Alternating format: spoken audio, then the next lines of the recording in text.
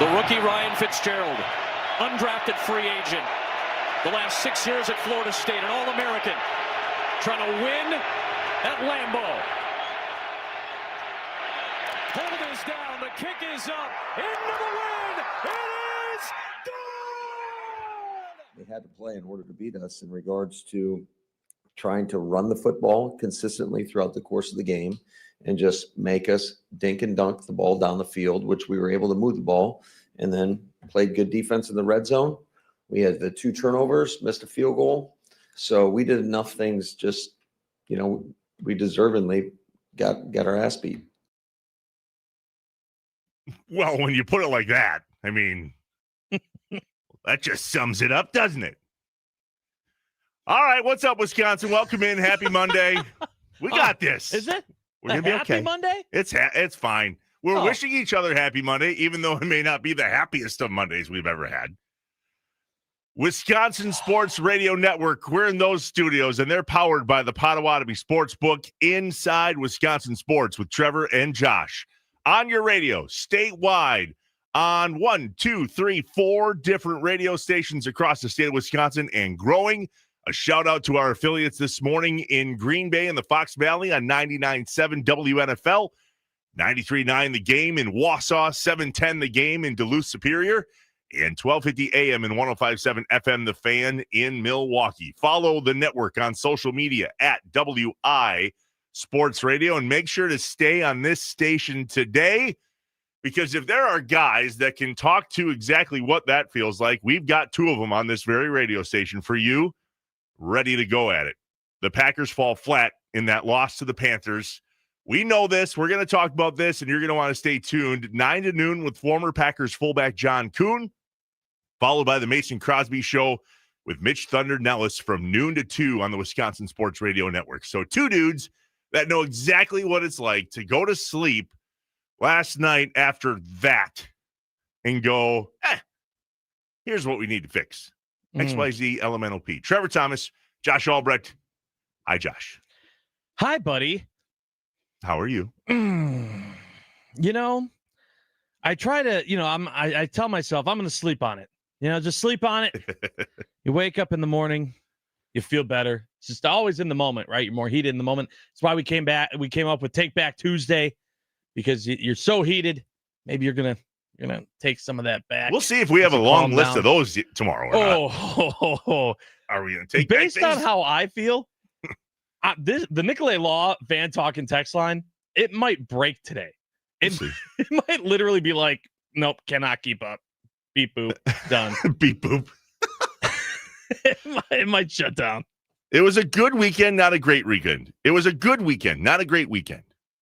I say that the third time. It was a good weekend, but not a great weekend, just based on the outcome of yesterday. All right, let's start there. Panthers 16, Packers 13, Lambeau Field. Luke Sappy was right. It was a bit windy, and it appeared that the wind had some problems keeping the playbook still for Matt LaFleur, because it was a fairly difficult thing for him to read. I don't know. I guess. What? Yeah. I have questions. Oh, the whole show. Questions, comments, concerns. It's going to be 3 hours of that. We'll break off a little bit and have to talk. We have to talk about potentially the greatest Game 7 in our lifetime. I was watching that World Series Game 7 and was like, ooh, this is up there. Definitely top 5 for me. I want to know where you stand on that, though. Compared to other insane Game 7s, we'll do that later in the show. The Bucs lost a close one, which is still an L in a season when we could have really used a W to talk about. Yeah. I mean, that's what I was looking at, which is why I thought it was interesting when you said it was a good weekend, not a great weekend. The good weekend part, are you saying that just because of the World Series? That's what made it good? No, okay. I had a great party weekend. Okay, good. So a good non-sports. Yeah. Okay. Listen, I thought about this last night when you and I were talking. You very much let sports control your mood. Sure do. I don't. Yeah. I know. Yeah. And it bothers me, he says. Well, no, listen, everyone fans differently. I'm jealous. I wish, and I've been told so many times, Trust me, when you get older, the losses don't bother you as much. Blah, blah. Okay. Well, I've been told that for at least 10 years. At least 10 years. When does that point come? Do I have to be 40? Maybe. You hit 40, and then you go, nah, they lost. Doesn't matter anymore. Yeah. I don't care. What did I say via that group text we were in? All right, boys, onward. Have a great Sunday. Yeah. Oh, when you sent that text, I was like, my blood started boiling right there. What do you mean? That's it? You're out? You're done? Yeah, that's it. Have a great one. Moving on with my life. Nope. Knowing full well I'm going to spend 3 hours on the radio the next morning going, all right. What in the ever-living F happened there? What happened? No. So that's what we're going to have to break down. Me. Yeah, I'm frustrated, but I also can go, my paycheck not dependent on the Packers winning or losing that game. We're going to get paid to complain about it or celebrate it either way. And today, a little bit of complaining that's going to happen via the Nicolay Law fan talking text line. More questions than complaining, I guess, though. Truly. I think the opportunity to dissect is in front of us going, hold on. Yeah, this is a Dr. Jekyll, Mr. Hyde situation. Lots of questions. Lots of questions about not only what the hell just happened, but also now what? A lot of people are coming out last night with their pitchforks, and the town is ready to go for someone's head. And I'm sitting here going, okay, hold on. Then what? Like there are a lot of questions that need to be asked from everyone that's in their emotions right now. 6:08 a.m. on the clock. The Nicolay Law fan talking text line, 414-677-1250. This is how it feels, Josh, right here. Here's Jake and Dousman. All right, one of the worst non-playoff Wisconsin sports weekends I've ever experienced. Dodgers come back, Bucks versus the rest. Packers lose as 13-point favorites, and on to next week. That's it. On to next week. Now, we'll break it down. We can't just quite click over to next week yet. But at some level, and can we will someone define trap game for me? Because I know I said it last week. It felt trappy, but I don't understand how you can say it's a trap game against a team that they beat us and now they're over 500. A trap game is against teams that have a significant losing record. The Browns, that was a trap game. Like our team, who we think is going to be something other than what they were this past weekend, going into a very, very easily winnable situation. That's more of a trap game. Trap game. Well, but look at the line. The line was wrong. Well, but first of all, the line was wrong coming into this game, regardless of the Panthers. Here's why. Okay. Nobody took any time to look at statistically how often the Packers have lost this game after that godforsaken time change that happened Saturday night. That's one. 2, much like the Cubs and the Brewers in the series in the NLDS, that was the Brewers' quote-unquote World Series. And we were spent going into the Dodgers game. I'm telling you, don't say there's a hangover after that Rogers game. And I brought that up last week. I brought it up. Yeah, and nobody wanted to talk about it. I hate that even more. And it happened. Because listen, when the Brewers played the Dodgers, and we all said the Cubs, that was the Brewers World Series, we started judging that team as not being good enough. If you're saying that this Packers team was celebrating their Super Bowl in defeating Aaron Rodgers and the Steelers as if it was their Super Bowl. No, I said there's a hangover. Then people got it. I'm going to start judging this Packers team. Listen, the one thing that I was happy about was that I could finally put to bed the question of what's the identity of this team? I mean, it took 7 weeks, right? 8 weeks, but I've got it. And I put it out on my Twitter last night as well. This team plays to their competition, leaves no room for error, and it can bite them in the butt. It's exactly what happened in Cleveland. It's exactly what happened yesterday against Carolina.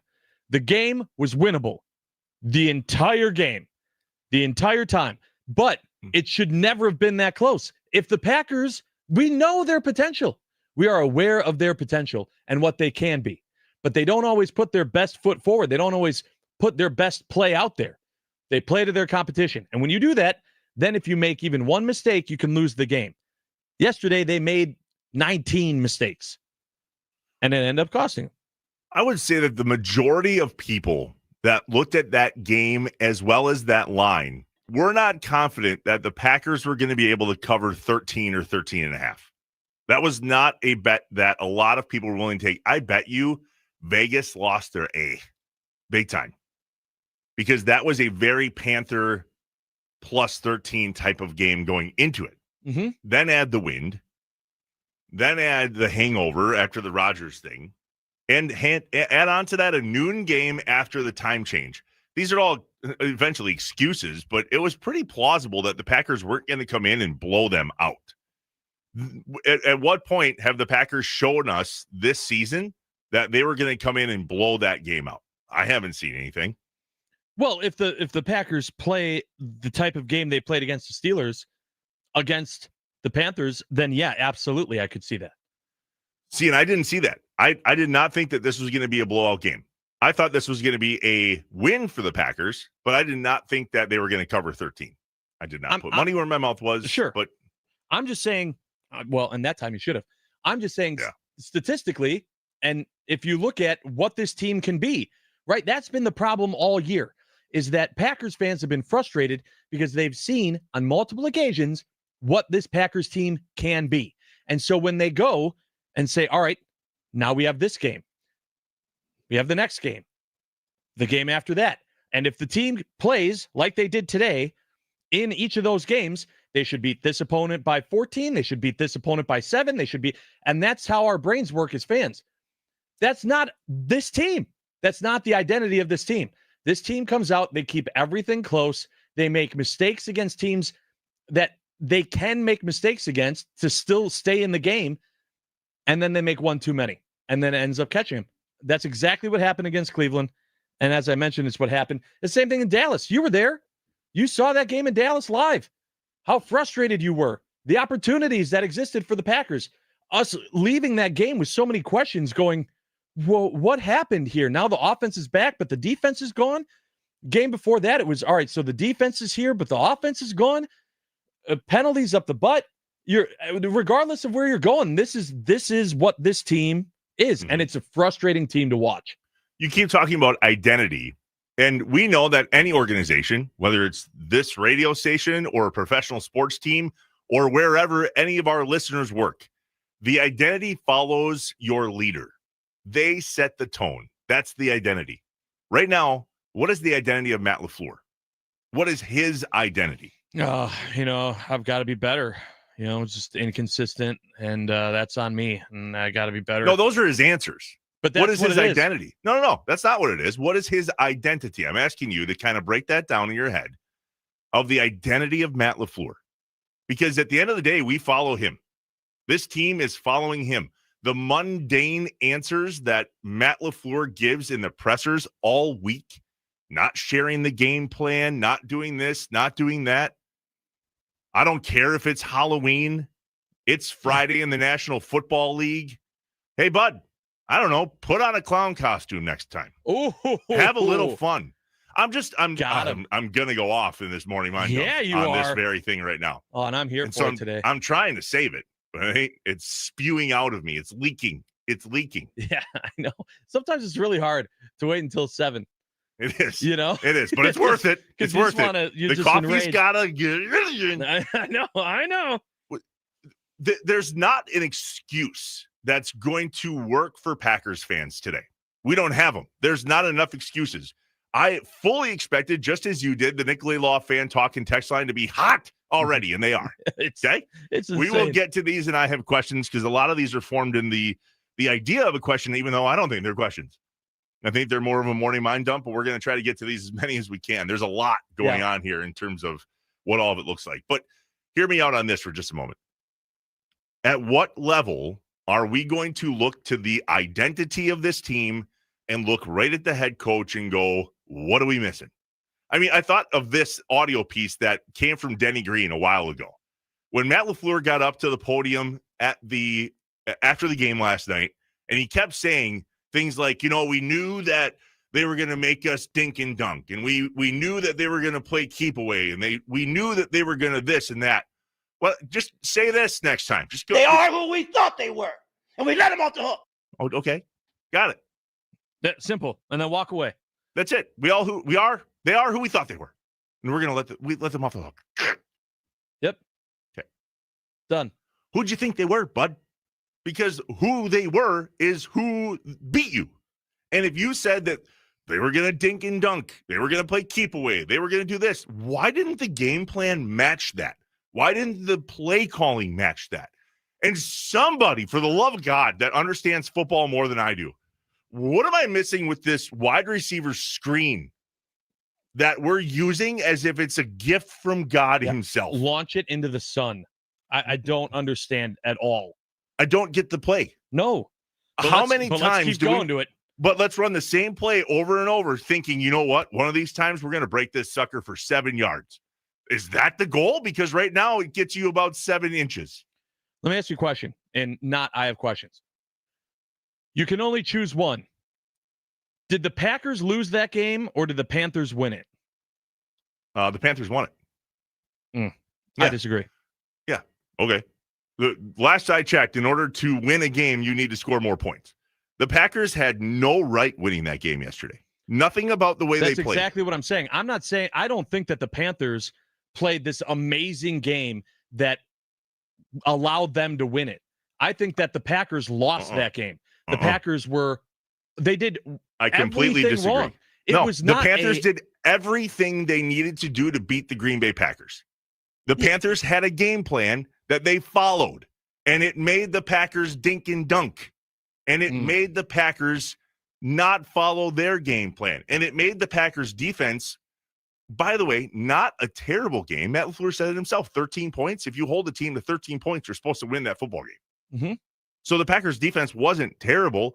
Did they have the pressure on the quarterback that we would have expected them to? No. However, watch that back, Josh. Their quarterback was running for his life almost instantly, but that was their game plan. The game plan of the Panthers beat the Green Bay Packers.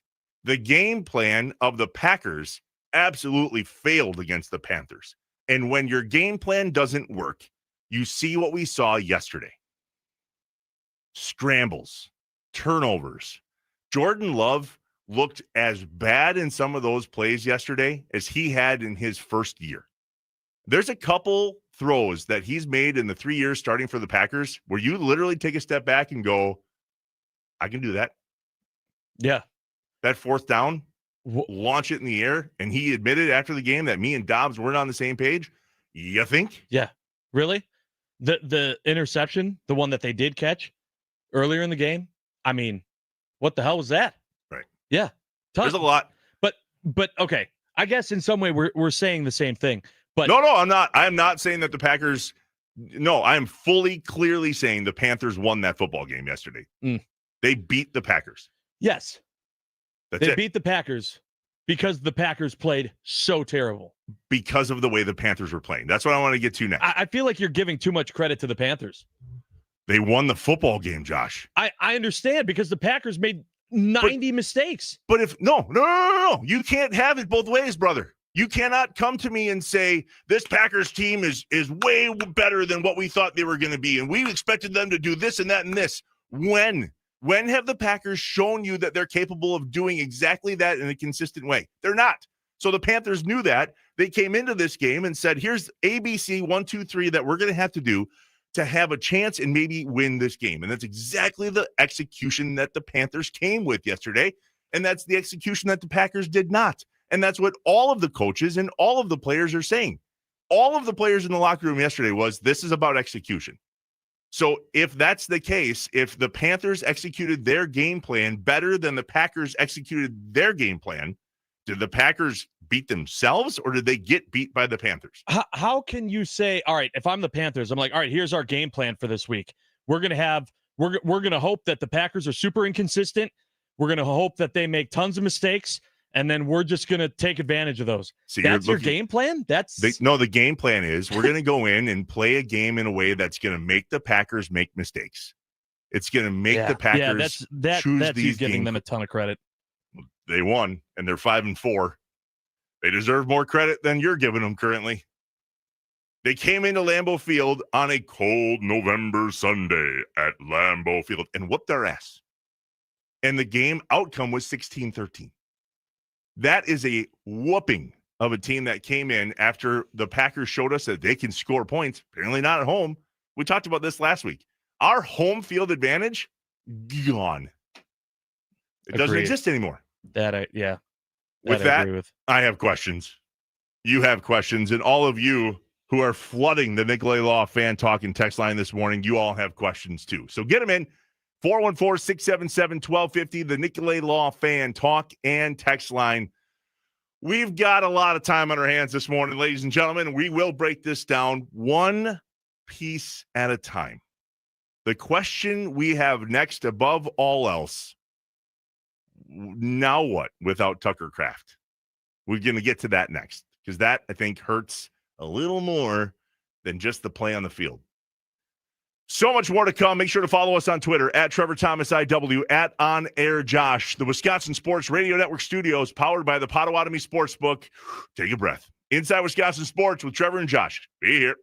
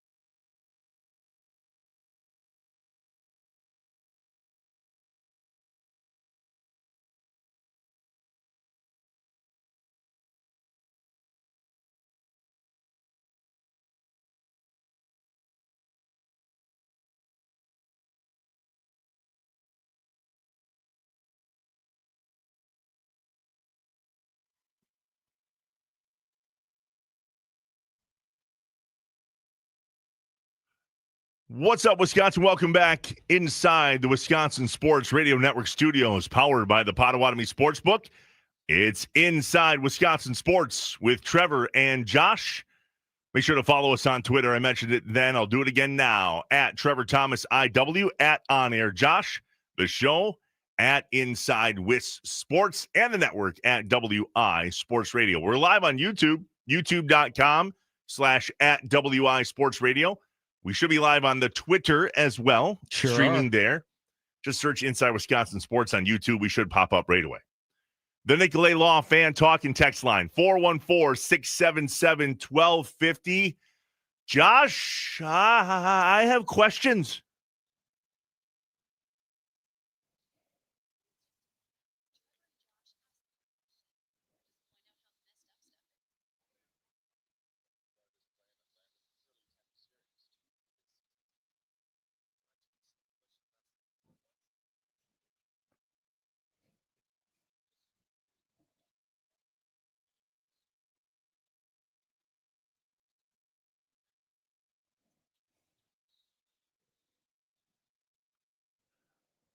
I have questions. Josh has questions. You have questions. And get them in. Whether you call or text us is totally up to you. The Nicolay Law Fan Talk and Text Line, 414-677-1250. Andy in Grafton is on the phone with us. He called just at the end of that first segment. Andy, what is your question here on Inside Wisconsin Sports? Good morning, buddy. Yeah, good morning. My question to you, Trevor, is: are you serious? Did you watch the same game that I watched? I did. Are these yes or no questions? I didn't see a team get whooped yesterday. I saw a team have more first downs, more yards, never punted the football. They self-destructed. There was nothing that the Panthers did other than you can say maybe some plays on third down in the red zone. But a team doesn't get whooped when they don't even punt the football. And then Jordan Love, this idea that Jordan Love dink and dunk yesterday, he had completions of 30, 52, 21, and 16. Like, what planet do we live on when our quarterback averages 7.4 yards per attempt, which is only less than 1 yard off his season average? Are we going to say our quarterback dinked and dunked yesterday? Yeah, so that's the crazy part, Andy. Thanks for the buzz. That's what Matt LaFleur said. Matt LaFleur came out in his press conference yesterday and talked about how the Packers were forced to play dink and dunk football. So when he says, remember, quoting him, that they got their ass whooped, and yet to your point, Andy, of, well, what part of that is a whooping? I don't know. Maybe that's a question for LaFleur. If he believes yesterday's football game was an ass whooping of the Green Bay Packers, based on what the things that Andy just said, what's he looking at? My take was the Panthers beat the Packers yesterday. And I'm not saying that as an obvious take because they scored more points.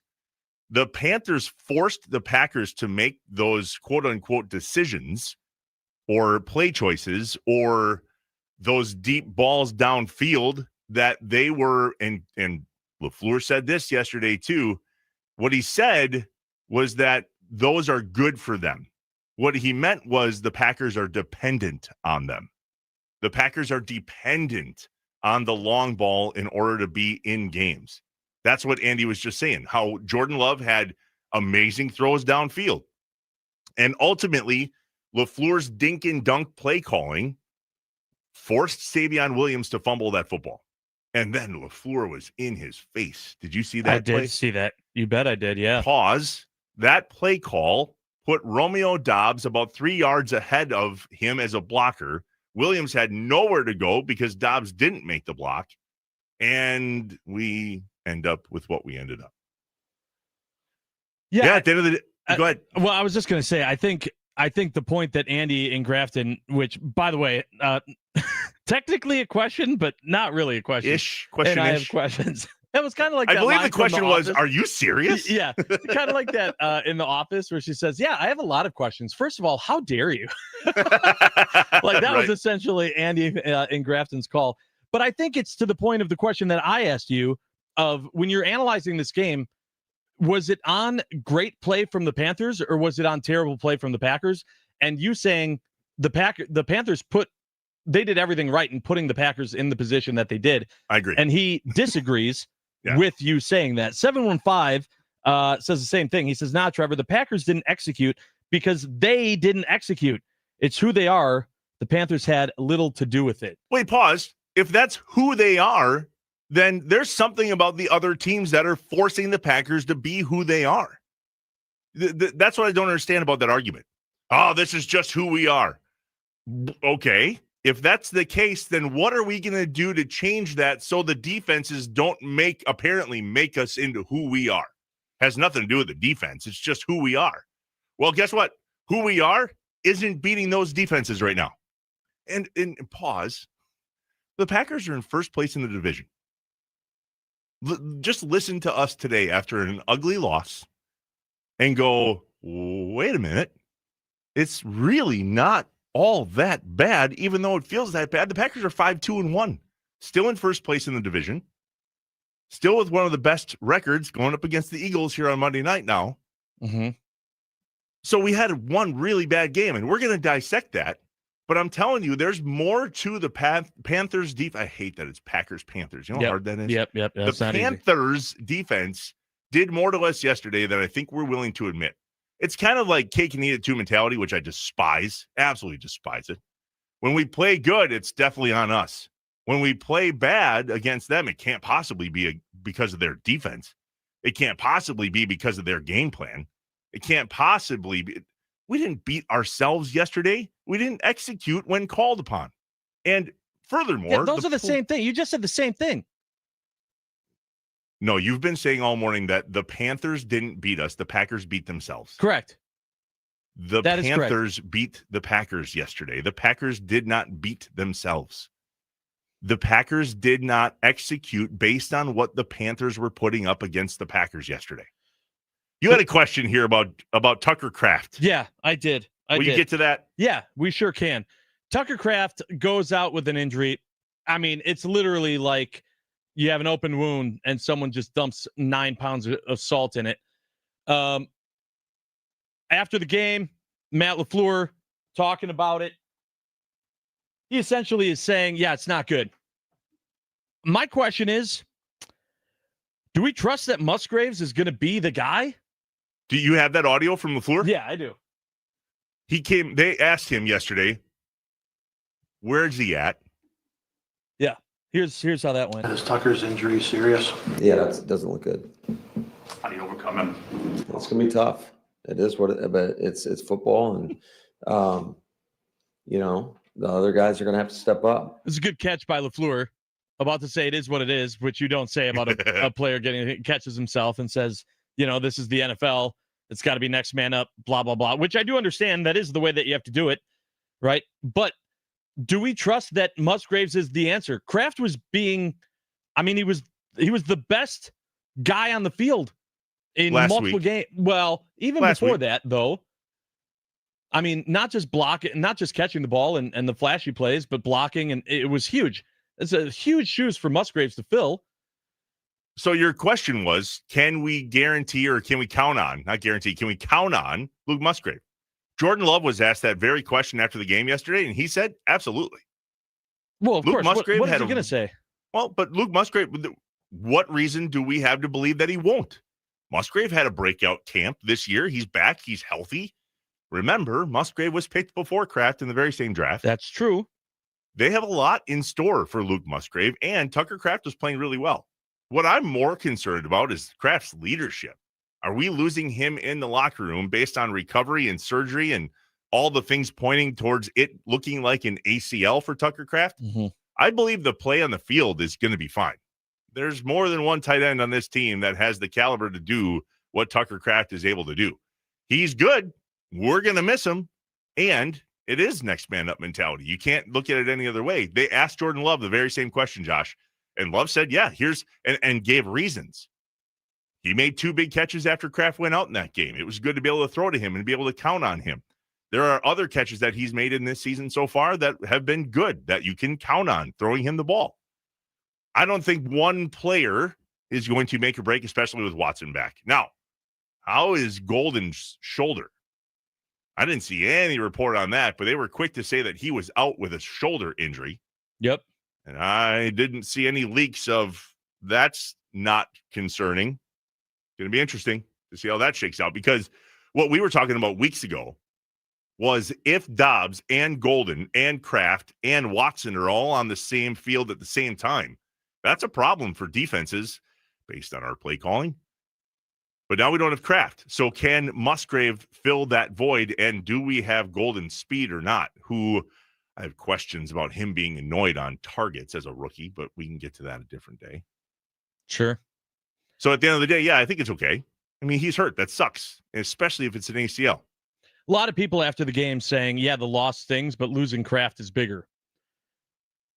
If he's out for the season, I definitely agree that's losing Kraft over losing one game that, to be honest with you, your team was never into really to begin with. Yeah, that's a much bigger loss than the actual loss. The most electrifying sound of the day is next. We're going to use baseball just to give us a break before we get into the morning mind dump. We have to agree on one thing real quick. We have to agree that Game 7 was as top notch of a Game 7 in the World Series. I understand that the very easy thing to do on the radio today is just bitch and moan for 3 straight hours. There's going to be some things that are positive for us to be able to talk about, I promise. And they're in that game. I wrote a few down. I hope you did too. And on Saturday night, that Game 7 was unbelievable. Electrifying, some might say. We'll get to that sound next. It's Inside Wisconsin Sports with Trevor and Josh on the Wisconsin Sports Radio Network, powered by the Potawatomi Sportsbook.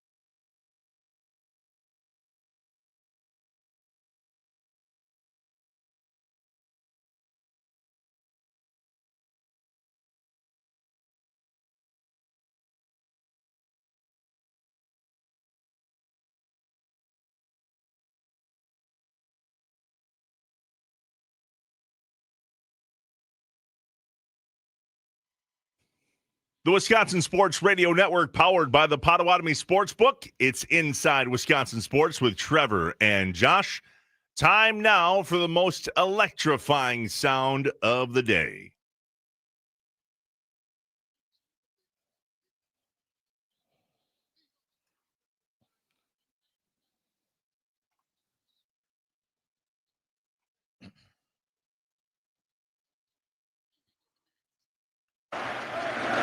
Smith, it's a high fly ball to deep left field. It's got a chance. It is gone. It's Will Smith in Game 7.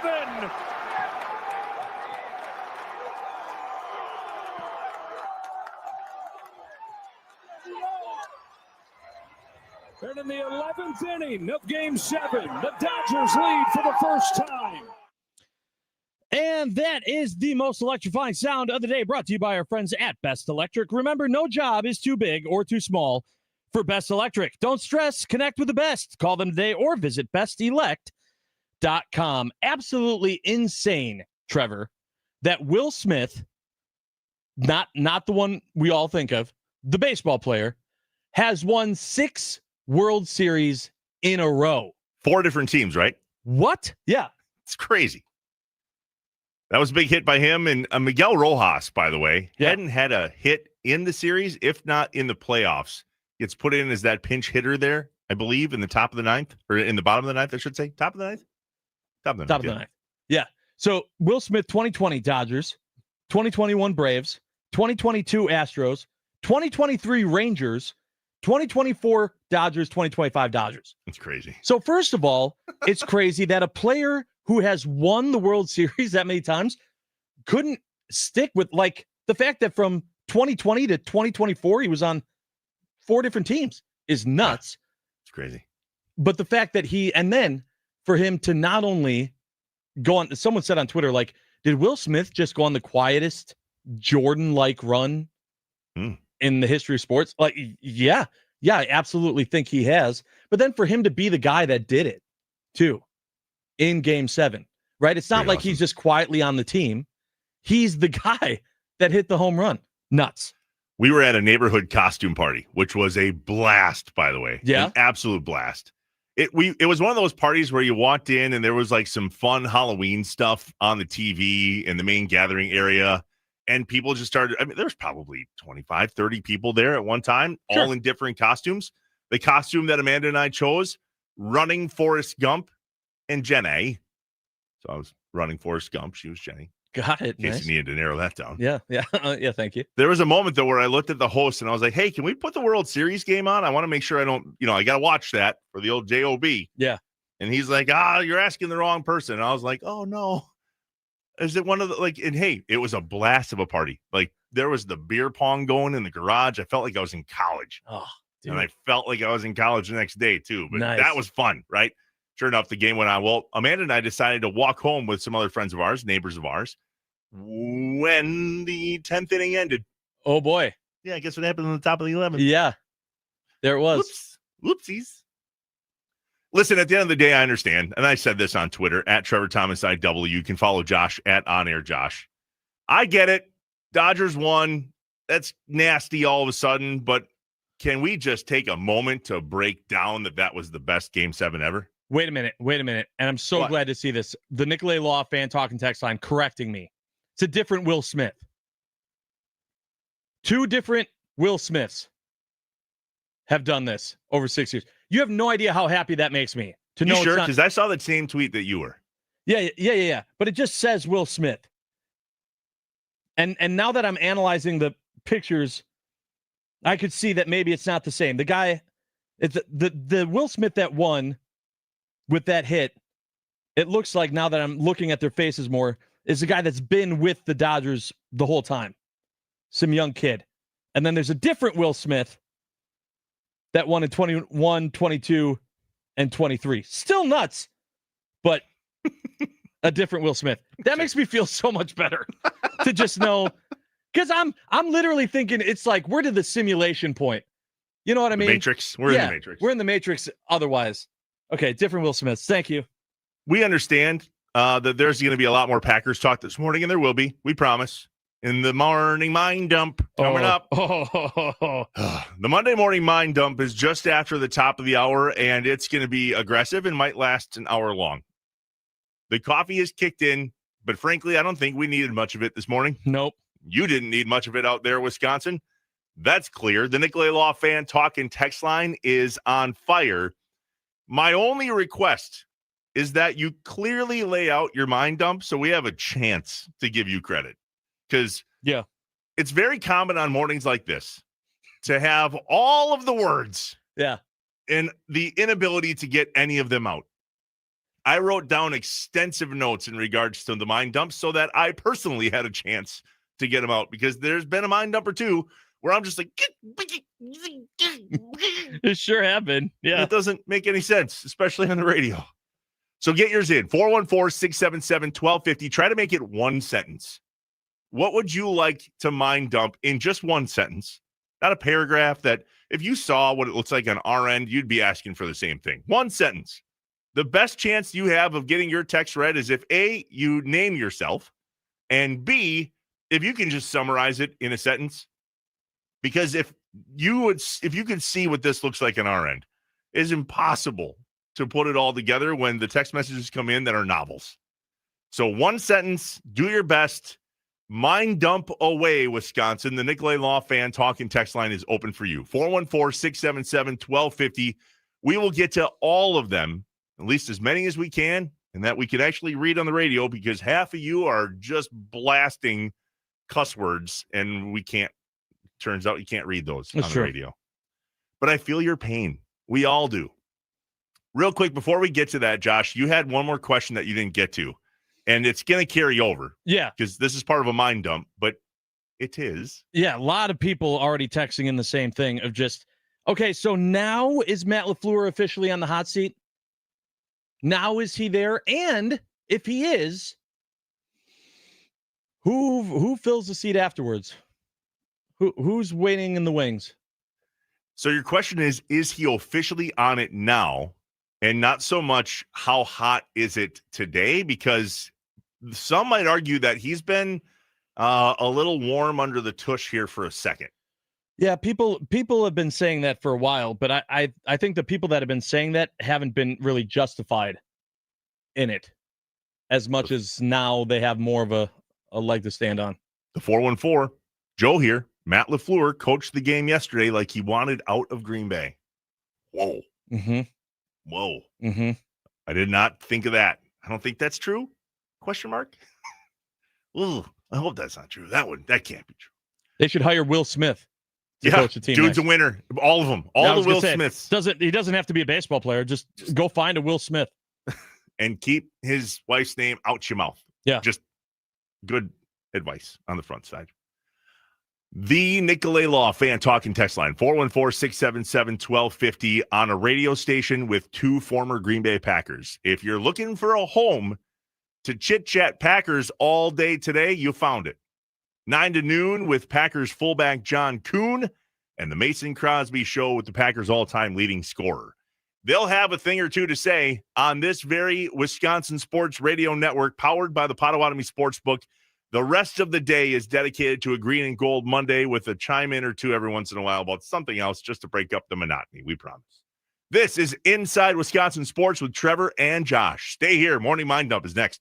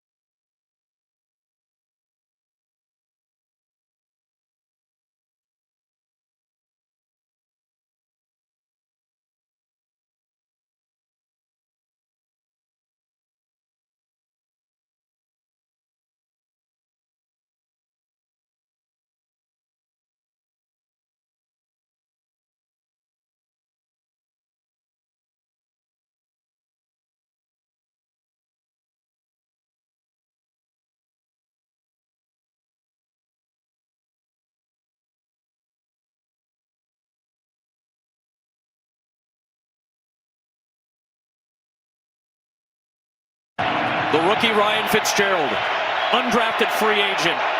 The last 6 years at Florida State, an All-American. Trying to win at Lambeau. Hold is down. The kick is up. Into the win. It is good. They had to play in order to beat us in regards to trying to run the football consistently throughout the course of the game and just make us dink and dunk the ball down the field, which we were able to move the ball and then played good defense in the red zone. We had the 2 turnovers, missed a field goal. So we did enough things, just, we deservingly got our ass beat. What? What did he just say? I don't know. Honestly, that's a legit question. I don't understand what he just said. At one point, I thought he was giving the Packers credit for what they were doing, right? We were able to move the ball. We had this, we had that. And then he came out and said, well, we got our ass beat. Huh? Okay, we'll break it down. What's up, Wisconsin? Hopefully. Well, yeah, we will. Well, we're going to do our best. The Wisconsin Sports Radio Network studios are powered by the Potawatomi Sportsbook. This is Inside Wisconsin Sports with Trevor and Josh. We're live on YouTube, youtube.com/@WI Sports Radio, or you can just search Inside Wisconsin Sports. We're also live on Twitter. Find us there and follow along, would you? At Trevor Thomas IW, at On Air Josh. The show at Inside Wis Sports, and we are live on the Wisconsin Sports Radio Network page at WI Sports Radio. The Nicolay Law Fan Talk and Text Line, 414-677-1250. Time now. Here we go. Here we go. Morning Mind Dump.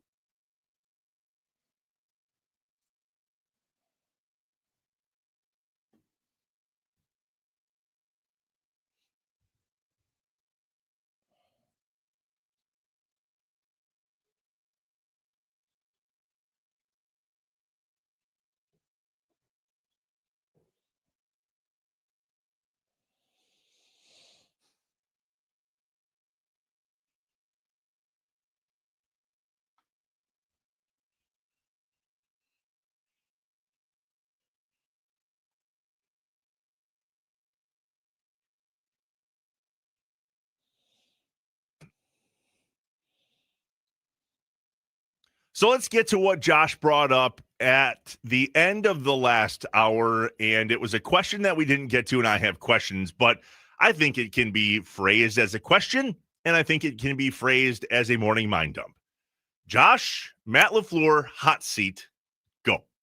Yeah, the question was, is Matt LaFleur on the hot seat? And if he is, who's waiting in the wings? Who are we so excited to replace him with? That's what it comes down to. People are pissed. People are pissed right now. Do you think he's on the hot seat? No. No, Why? I don't. Why? Because of who this Packers team is and the fact that they have 2 losses. And they're first in the division. The Packers aren't a team, an organization. We talked to Goody. They're not an organization that jump the gun, that go a drastic measure to fire a guy, especially if they don't feel like they have someone waiting, that they're just kind of waiting for someone to make a mistake before they can replace him. And I don't know who that person is. What, Hafley? Are you saying you just would make Hafley the head coach? Like, that's my thing. I don't see it. This to me is just the same as any other time of, are we frustrated with the head coach and the way that the head coach has been doing things? Yes. And because of that, we're going to get those emotions out. We're going to call in and text into a morning radio show, and we're going to let them know that we are pissed at the head coach of the Green Bay Packers or the Milwaukee Bucks or the Milwaukee Brewers. And it's got to be the GM or the manager. It's got to be the head coach. I don't see them actually doing anything about it. And because of that, I don't know that he's actually on the hot seat. So maybe the question is, why should they do something about it? What is the problem? And we talked a little bit about this in the first hour, but really, what's the problem? Look at the NFC as a whole. The Eagles are in first place in the NFC East with a record of 6-2. For those just tuning into sports, that's 2 losses. Okay. NFC South, the Tampa Bay Buccaneers in first place at 6-2. 2 losses. 2 losses. Yep, I'm following you now. The NFC West, the Seahawks are in first place at 6 and Josh, what do you think? 2? 2. Oh, okay. The Packers are in first place at 5 and 2 and 1. Oh. But 2. So what's the problem today? Why are our pets' heads falling off? What is the problem? Let's try to narrow it down, because there's a whole bunch of conversation about Matt LaFleur needs to go and his seat is hot, blah, blah, blah. There's some things that we're all noticing that aren't adding up. I understand. But what is the problem? We're in first place. And that's what people have a hard time putting into words, because clearly this has nothing to do with wins and losses. If this was a team that we could swallow wins and losses with, we wouldn't be mad today at all. Chuck it. Almost said the other word. Yep.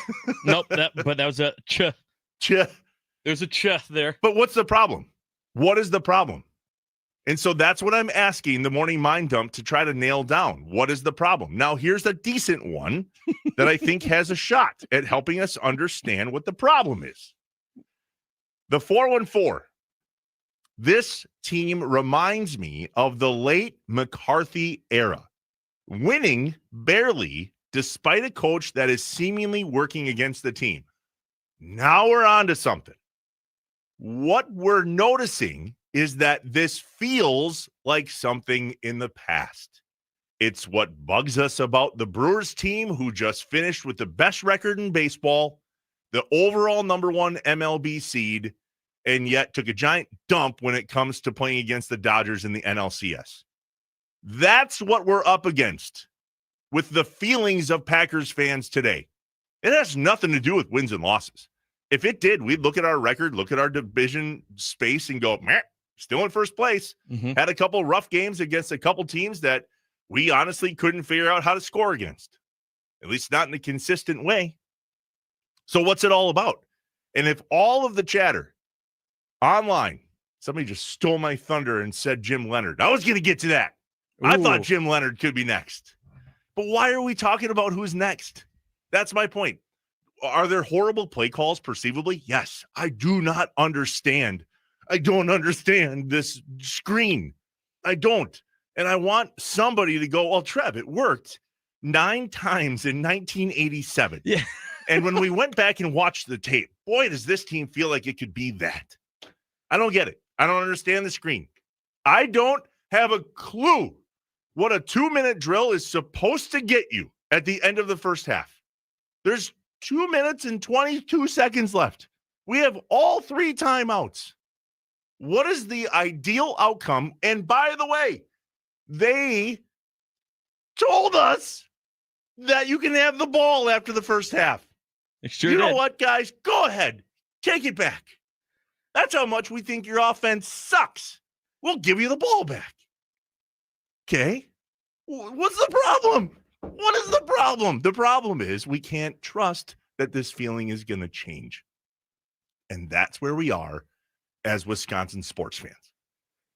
Wisconsin football feels and smells the exact same way it has for the last couple of years. Milwaukee Brewers baseball feels and smells better than it has the last couple of years, but we have no faith in that getting us anywhere. The Green Bay Packers are in first place and had 2 bad losses, yet everybody's pets' heads are falling off. Why? Because of the past. Has nothing to do with the now. Because if it was the now, we'd look at the record and go, eh. But that text at the Nicolay Law Fan Talking text line is perfect.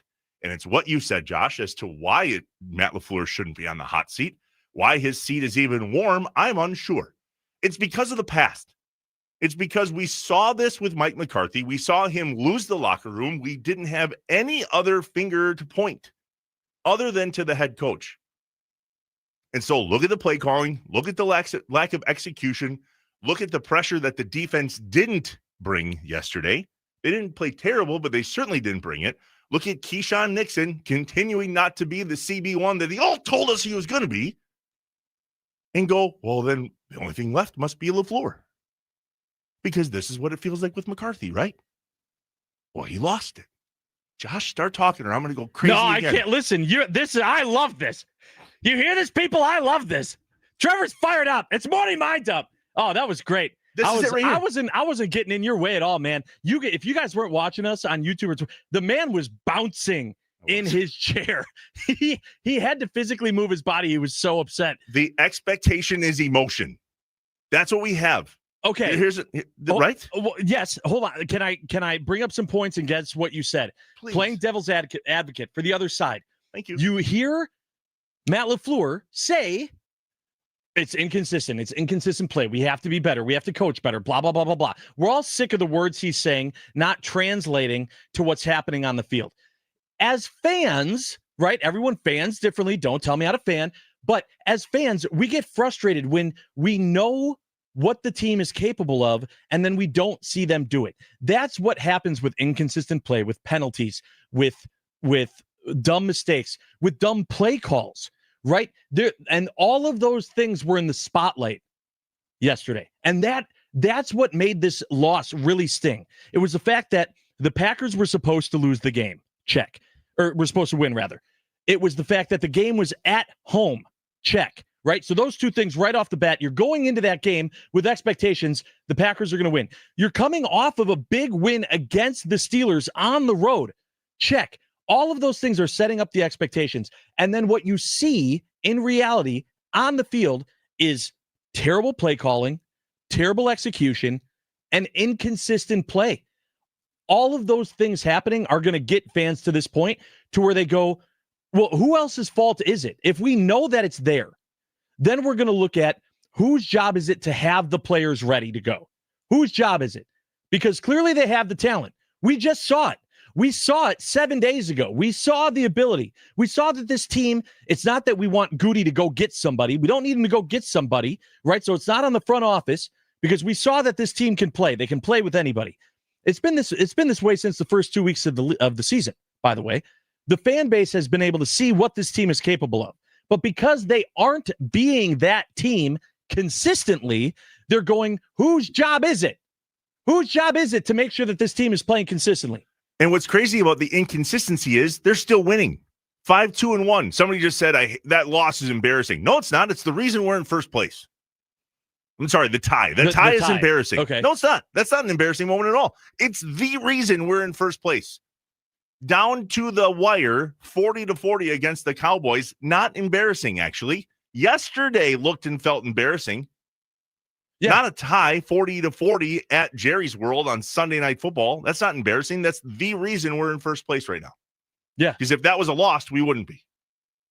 I said this yesterday to your point, Josh, about the players. At Trevor Thomas IW, at On Air Josh. You said this really well. And this is what I put. This team has the players it needs to succeed. There's a disconnect somewhere. And the 414, this is Fish in the Falls, summed this up really well. The problem is it's always the same thing. Horrible clock management, horrible use of timeouts, stagnant play calling. And here's the piece. I see no emotion from the players. The players know there are no consequences for bad play or mental mistakes. Why don't we game plan for our number one draft pick? Right now, he's a waste of a pick. Fish in the Falls. There's one word that keeps popping up here in regards to Matt LaFleur and the Packers players and just the overall feel of this Packers team. And you said it too, Josh. It's emotion. Mm-hmm. Emotion is the sharpest tool in the toolbox. When we as fans see our head coach or our quarterback or the players on the sidelines have this emotion that spills out of them, it catches our attention. Yesterday, it was tied 13-13 late in the game. That should have brought some emotion. That's why I said in the group text you and I were both in, here's the thing. The Packers will still win this game. I meant that then because I felt that way, yet what we were missing was emotion. I never felt out of the game yesterday. I never felt like we were dead in the water. I certainly didn't think that we were staying afloat very well. Sure. We never felt in control of the game, but I never felt like we were completely out of the game. And see, but to that point, that's exactly why so many fans are frustrated, because the biggest consistency for this team is being inconsistent. Bingo. They are showing that they can be in every single game, but they are leaving zero. And this is what I tweeted last night, which, I actually got a decent amount of runs, so I was happy about that. But that this team, their identity, who they are, is inconsistent. They have the talent, but they leave absolutely no room for error. And they go in, and sometimes they play to their opponent, and there isn't one key thing that happens that costs them the game. Then there are against Cleveland, against Carolina. There are things that don't go the Packers' way. We're looking for this Packers team that we've seen can play amazing, great football when they need to. We're looking for that team to do it against teams that they don't need to. It's what Andy Herman said on Friday. This was an opportunity for this team to go out and boat race a team, to prove, it's not just us playing to our opponent. It's the opportunity for us to prove, us being the Packers, that we can go out there and put on our A game regardless of who we're playing against. They haven't done it. They can't do it. This Packers team plays to their opponent, and sometimes that's going to lead to them making a mistake of fumbling the ball like Savon Williams did, or missing a field goal like McManus did, or throwing an interception like Jordan Love did. Those are just three of the many, many, many mistakes that happened in that game. And they were, to your point, Trevor, they were still in the game against Cleveland. They were in the game. We haven't seen the Packers blow out an opponent. We haven't seen them get blown out against an opponent. They are constantly in the game, and it is frustrating to watch because we know as fans what this team can be. If you're watching a team play that way, though, back to my point, if you're watching a team play that way, knowing what they're capable of, and then seeing them not execute it, you're going to say that's on the head coach. That's on the head coach to not have the team ready every single week to be consistent, play their A game, and either have it be a close game against a really, really good team or blow out a not so good team.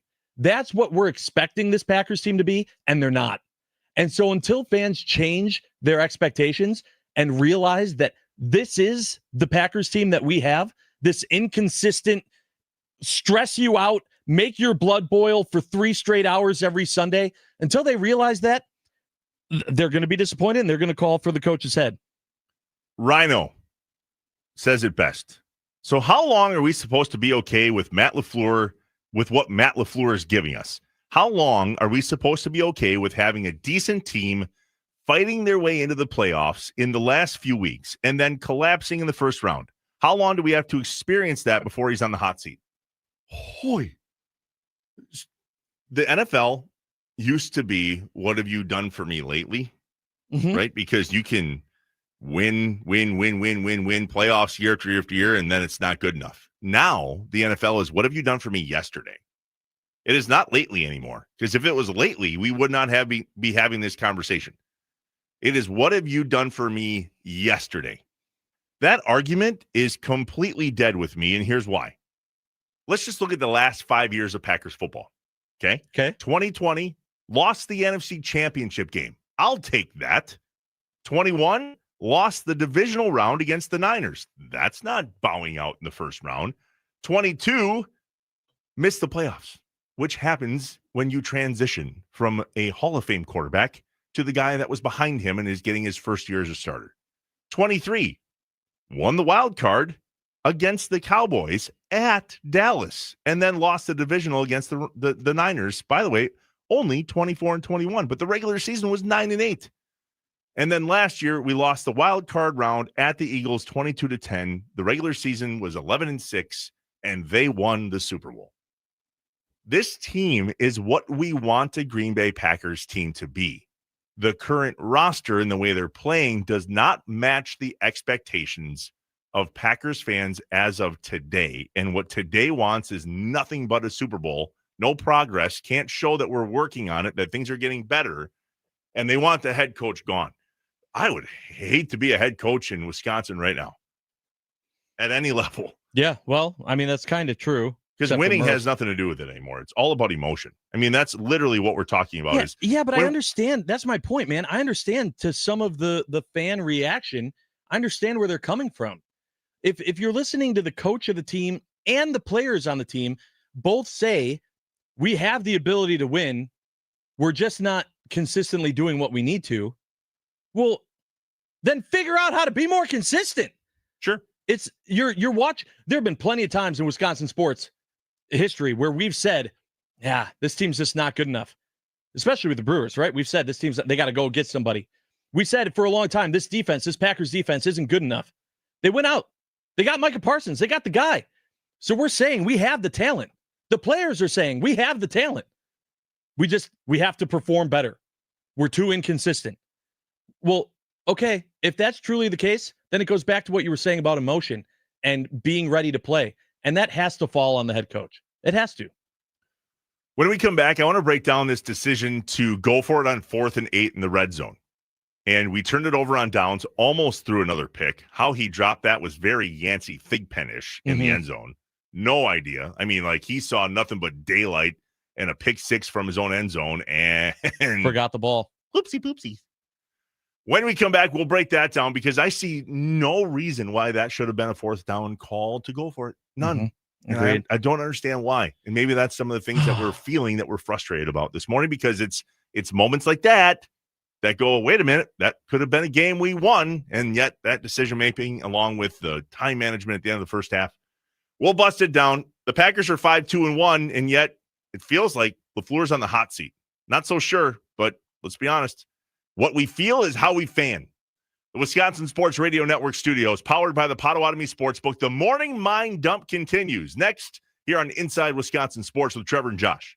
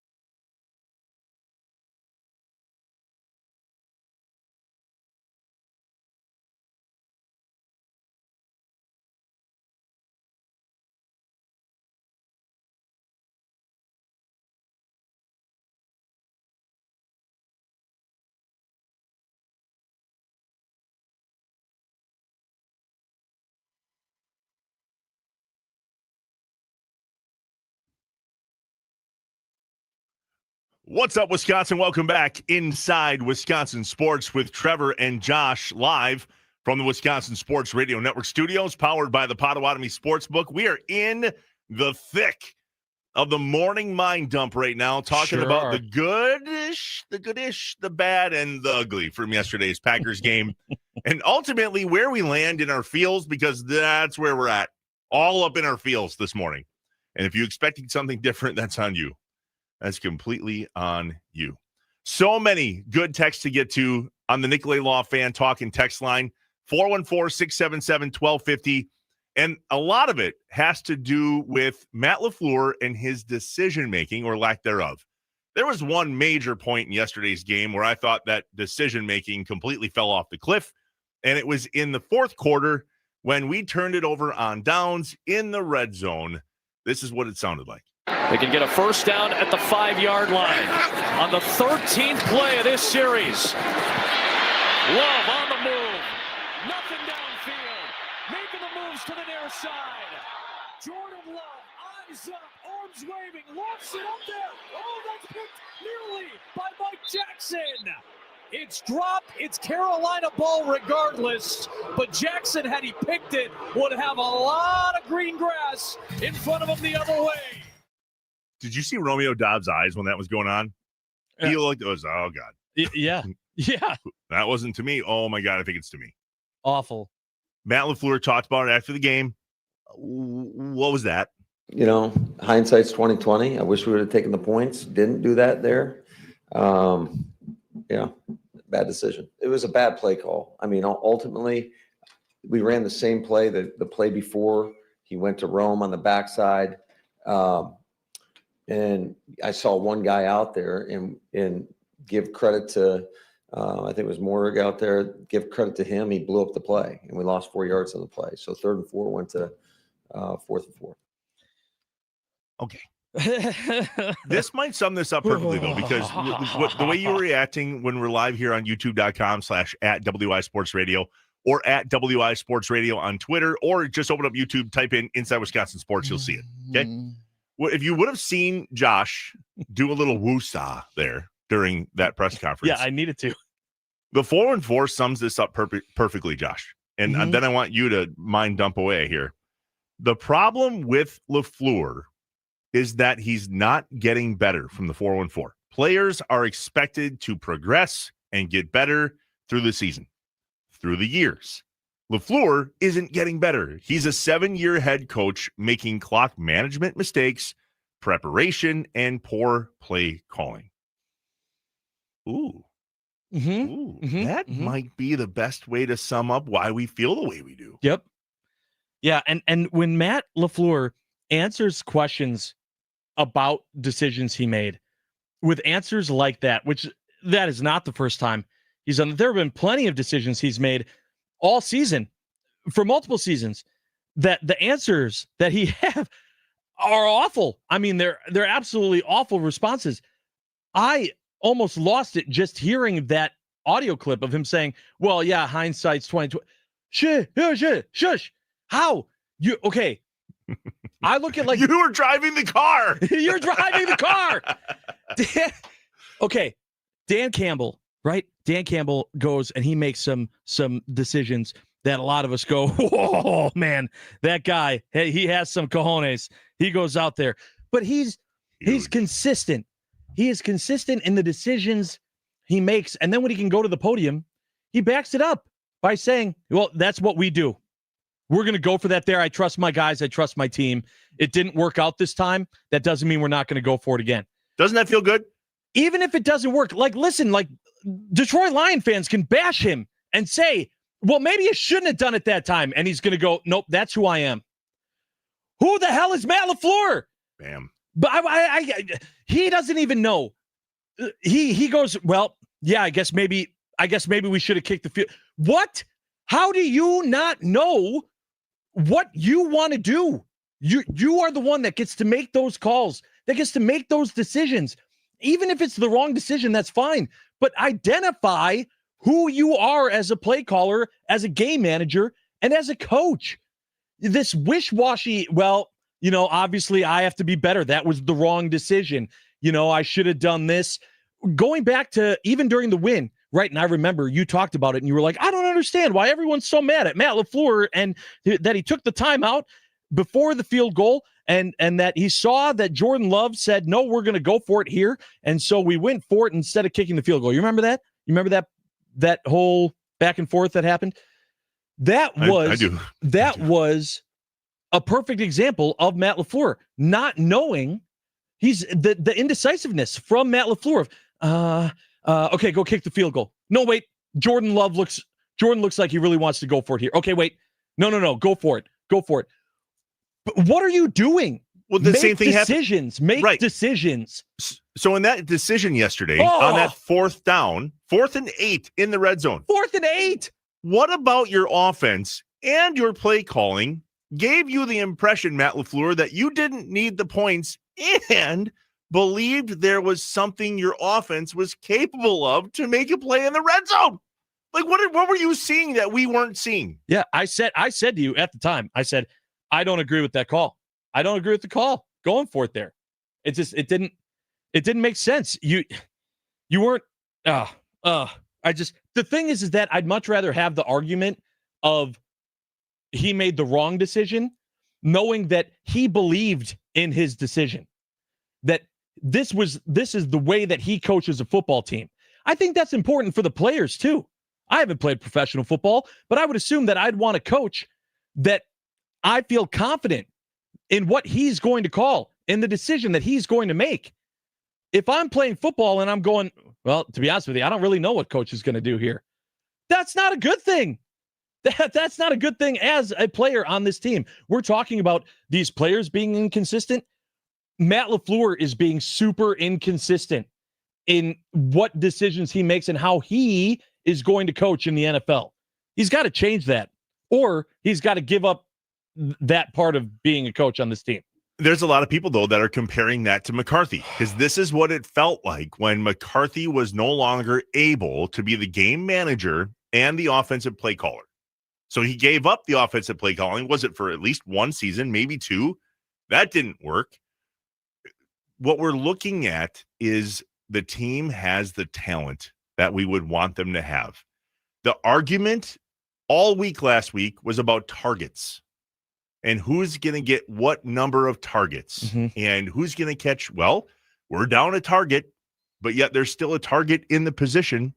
Who knows how Golden's shoulder is? And that was a great problem to have. Matthew Golden dropped that ball the play before they hit Watson on the deep ball. That was a catchable ball. Good defense, but a catchable ball. Dobbs played pretty well yesterday. There's more to this team that we're just not seeing, and it's because of the inconsistencies. Everything that you just said, Josh, is exactly why we feel the way we do about Matt LaFleur, because we don't know which Matt LaFleur we're going to get. Last week, Matt LaFleur, pretty good game. I mean, I literally said, do you know who else is having a really good game? Matt LaFleur. Yeah. Part of me thinks it's because he got out of his own way. So isn't it ironic? Isn't it ironic that Matt LaFleur and his inconsistency directly falls in line with the inconsistency of this team? To the argument against Matt LaFleur being the leader of this team is performing exactly the same way as Matt LaFleur coaches. Exactly the same. When it comes down to him saying, based on his inconsistencies, well, it's on me. It starts with me. Okay. We know who a player is held accountable by when he does not have a good game. It's the coaching staff. When our kicker right now can't seem to find anything in his leg that doesn't feel right, that goes back to Bisaccia and choosing to put him in there. Here's a guy that was lights out, has a leg injury, and he's been nothing but the opposite of lights out. So what are we doing? I understand right? Yep. Somebody's not telling the truth in regards to how you're feeling or what it's about. And he said after the game, I'm just playing like SH, the thing, that one. Okay. What are you going to do not to do that? Right? Because the other guy came in and showed us that he's got all the things that we would want in a kicker at this time, which he had, by the way, as well. McManus did. But you go back to LaFleur and go, so who holds him accountable?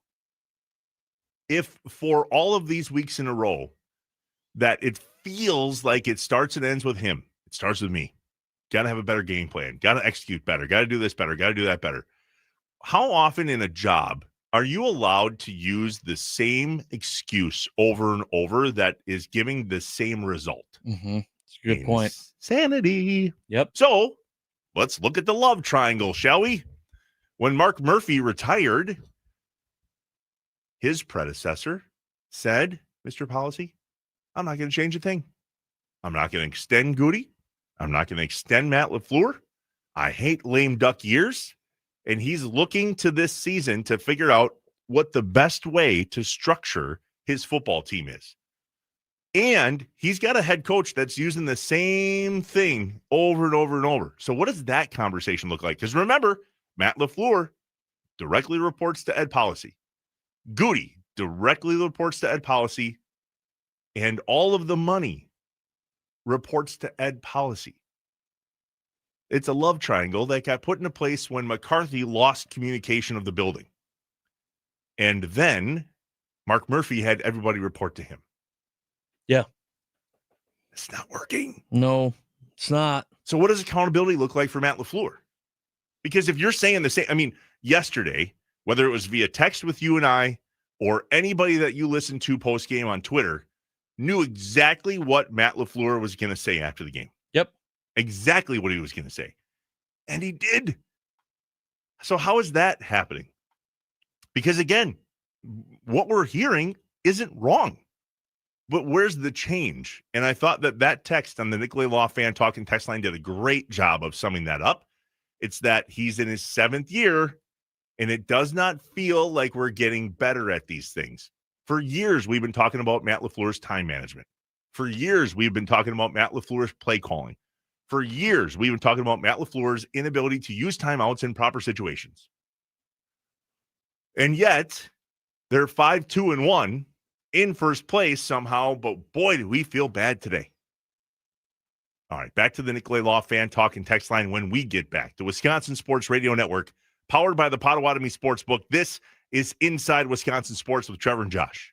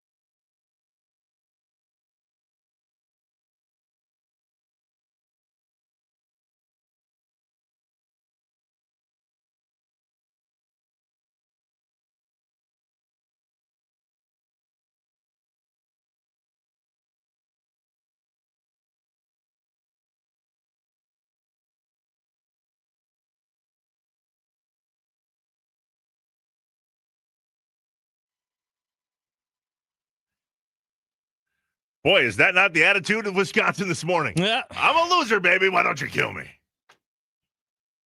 It's not that bad. It feels bad. But Does it's not feel that bad. The Wisconsin Sports Radio Network studios are powered by the Potawatomi Sportsbook, and they bring you this show, the Inside Wisconsin Sports Show with Trevor and Josh. Inside Wisconsin Sports, because we want to talk about things that happen within the state of Wisconsin. And although there are multiple things that could be tied back to Wisconsin or even have to do with something like the Bucks over the weekend, it is a Green and Gold Monday, and we're just going to keep talking Packers. But we want to take different angles at different things. So here's one that we should talk about real quick before we get to the top of the hour, as we kind of finalize what is, and we knew was going to be about an hour-long morning mind dump, because there's just a lot of things that we got to get off our chest, and we're going to read a bunch of those. But let's go at this one real quick, Josh. Mm-hmm. It's the last text we got from the 262, directed at yours truly. Yeah. And it says, Trevor, you better bring up your boy Brian Gutekunst. Don't cover for him because your kids go to the same school together. Okay. What do you want me to bring up? Yeah. What's the problem with Brian Gutekunst? Do we not have the players, the talent? Because that's what everybody's complaining about this morning. Not a single text, not one, over 2 full hours of this show has said that we don't have the right players or the talent. As a matter of fact, the whole reason everybody feels the way they do is because they believe we have the talent on the field and on the sidelines and in the locker room that should be performing better. So what would you like me to bring up about Brian Gutekunst? My boy, Brian Gutekunst. Yeah. What do you want me to say? Yeah, you're going to want to keep that take for Take Back Tuesday tomorrow, because that's a terrible take. Terrible. Sorry. It's absolute. Goody's not coaching. Okay. I don't get it at all. But honestly, everybody go on, and I want you to read some of these, but Yeah. Is that not the theme that you're seeing, Josh? Is people are pissed about the lack of performance, Mm-hmm. not the lack of talent. Yes, Thank absolutely. By the way, thank you to everyone chiming in, getting things off your chest this morning, and being with us on the Nicolay Law Fan Talking text line. We appreciate you, including Matt in Minneapolis, who said, my issue with LaFleur right now is the team seems prepared for good teams like the Lions in Washington, but bad teams like Cleveland and Panthers, we are flat. That's coaching and preparation. No, that's the identity of this team. And that's what I said in my tweet, and that's what I said this morning. I've been looking and trying to understand what the identity of this team is all season long. And it's been right in front of our faces the entire time.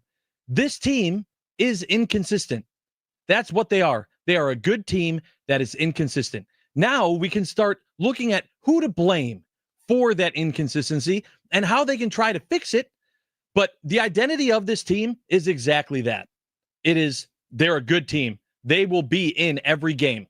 When they play against Philly, I'm expecting them to keep it close, but they're inconsistent. So unless they're leaving no room for error, they do one or two things wrong, they're going to pay for it and they're going to lose.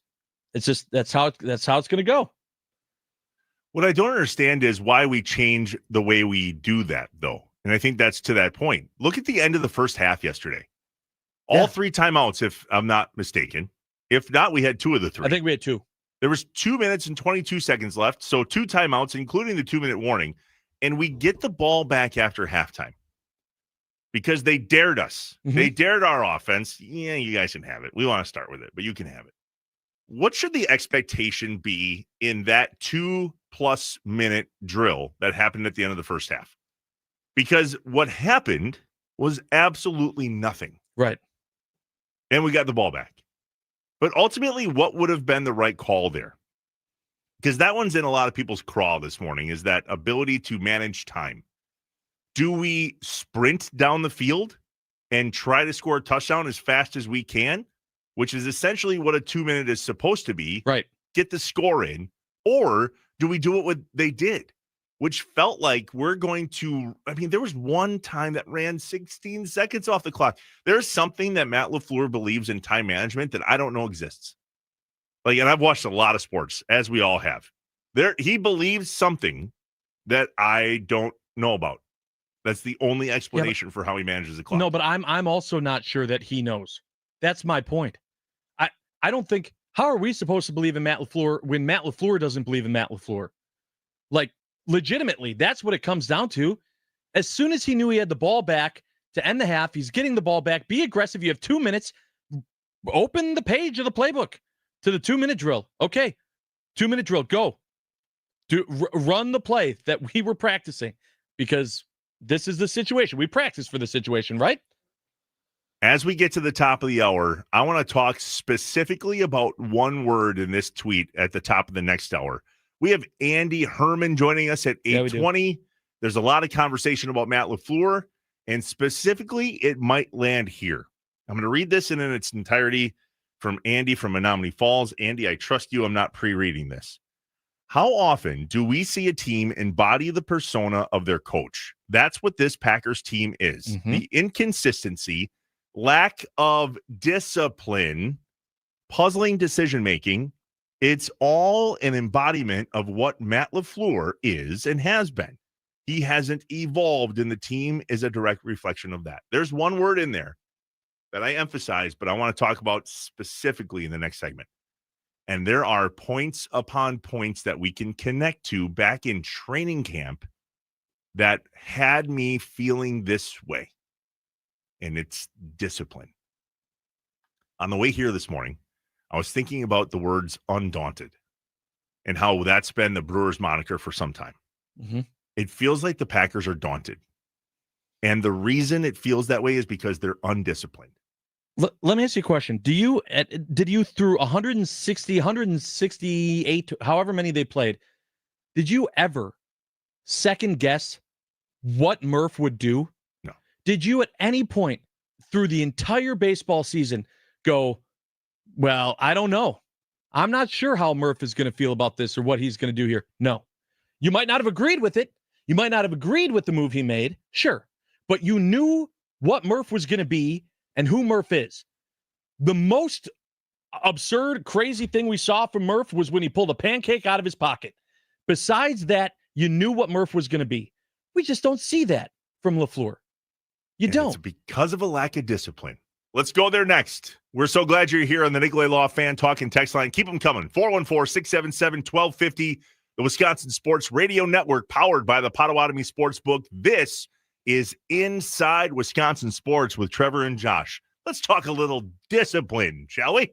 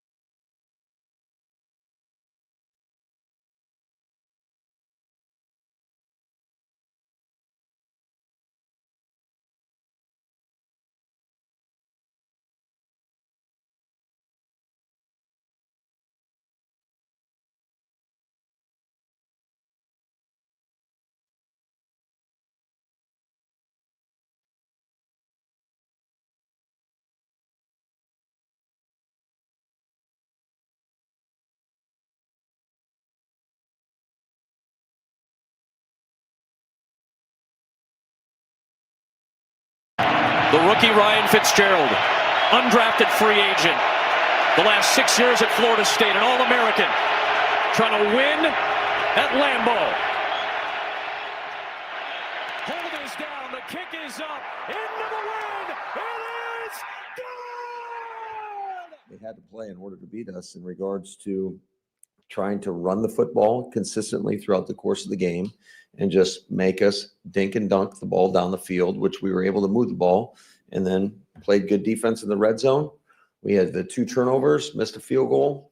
So we did enough things, just, we deservingly got our ass beat. But why, Coach? But why? Maybe a lack of discipline? Let's go there. Good morning, Wisconsin. You're listening to the Wisconsin Sports Radio Network statewide. 4 different radio stations across the state of Wisconsin, powered by the Potawatomi Sportsbook. This particular show is called Inside Wisconsin Sports. My name is Trevor Thomas. He is Josh Albrecht. Hi. Hi. Hi. Together, we're going to try to get you through this last hour. Like, there's a lot cooking today with Packers fans. And I think we're starting to narrow it down. Because very typical on a show like this, you come in, you chat this is funny. I'm a disciplined fellow when it comes to prep. It's just how I am. I prep 100%, hoping to use 20%. I know what audio this, what topic then. I like to have the whole show like XYZ 1, 2, 3. I talked to Josh last night. And I'm like, hey, buddy, what are you thinking? Like, how are we going to break this up? Bucks played this weekend. Yep. Lost a tight one to the Kings. We had Game 7 of the World Series. I mean, quite possibly the greatest Game 7 in the history of Game 7s, although there's a lot to argue with that. And I think there's a lot to break down from the Packers game, but, let's just see how this goes. So how do you want to lay out the show, Josh? And Josh says, I want to complain about the Packers for 3 straight hours and read the talking text line. I don't know that it was exactly that. I said almost identical. I said 9 hours of morning, or 9 segments of morning mind dump. It's gonna feel like 9 hours. And I said 9 segments of morning mind dump because everyone, myself included, is gonna just need to get it out. They need to get it out after a frustrating loss like that, and that's exactly what's happened. And so we've done so in a fairly controlled way because, as you might expect, when you have a radio station that reaches the entire state of Wisconsin like ours does at this time, with stations in Green Bay on 99.7 WNFL in Green Bay and the Fox Valley, or 93.9 The Game in Wausau, or all the way up in Duluth Superior on 710 The Game, or in Milwaukee on 1250 AM and 105.7 FM The Fan. When you have that much reach, you're going to get a lot of differing opinions in regards to what people believe the problem is with the Green Bay Packers, and it has been all over the board. If you're just joining us, the Packers are in first place at 5-2-1. They had a tough loss yesterday against the Carolina Panthers, and nothing is off limits with Packers fans, nor should it be. And however, there's got to be some commonality, right? And the commonality is Matt LaFleur. But why is Matt LaFleur the end-all, be-all? Well, it's easy to say, well, he's the head coach, Trevor. Everything starts and ends with him. Right, but what is it? What is it? And we believe it's the lack of discipline. Okay? So what does discipline mean, Josh? Just real quick, little definition search on the old Google. Discipline is the practice of training people to obey a code of behavior with punishment or other undesired consequences for those failing to comply. There are 3 things that come to top of mind when it comes to how undisciplined the Packers feel right now. And 2 of them, I can point towards training camp, and all 3 have to do with Matt LaFleur. Here's number 1. The first training camp practice I went to was an absolute debacle. Rasheed Wallace pancaked Kingsley Ngabare. There was a lot of mess on the field, and it just felt off to the point where both Tucker Kraft and Josh Jacobs ended up running a lap with Rasheed Walker, okay, because it was not going the way it was supposed to. When practice ended, the team huddled, and it was about as heated as you can hear and see Matt LaFleur. It was not good. He was unimpressed. And what he said was, through earshot of the best of our ability on the sideline, this is your team. What are you going to do with it? And put it all on the players that day. Sure. Later in training camp, there was a camp practice that was shared with the opposing team that came into town. Was it Seattle? I think it was Seattle. Sounds right. Matt LaFleur had one rule. Don't fight. Hey, boys, we're not going to fight today, okay? Yeah, a few moments later. Major fights. And I said to a particular friend I have, Dad said don't fight. And yet the guys fought anyway. That is undisciplined. But why does a team or why does a kid repeat behavior? Because they're not afraid of what the discipline is going to be. So when you have a team of players that are undisciplined, it starts and ends with dad. Okay? My oldest son, 15 years old. You want to hear teenage boys complain? Ask him to unload and reload the dishwasher. And it doesn't matter what time of the day you ask said 15-year-old boy. It's, oh, I can't believe you make me do this in the morning. Oh, I can't believe you make me do this at night so late. That's what it sounds like. Great impression, yeah. So I says to the boy this weekend, the next time, because Rhodey, my oldest son, he's in charge of mowing the lawn.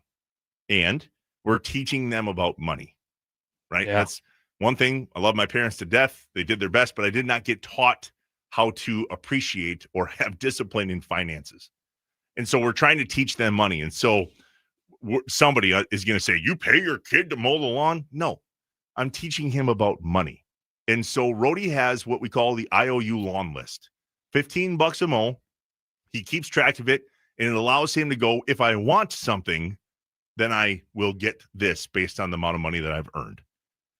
So he constantly complains about unloading and reloading the dishwasher to the point where I say to him, hey, bud, you don't get paid to do this. This is part of being a member of the family.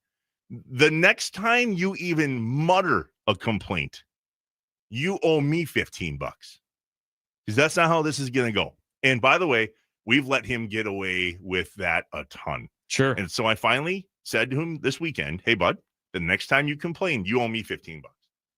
So yesterday, before the Packers game, my wife asked him to unload the dishwasher. Uh-oh. And Rhodey took a breath in, and he looked at me, and he didn't say a word. Yep, kept that thought inside. Because he knew the consequence of what was going to be. That's how we learn as human beings. Expectations or disappointments waiting to happen, and every action has a consequence, good, bad, or indifferent. They all exist.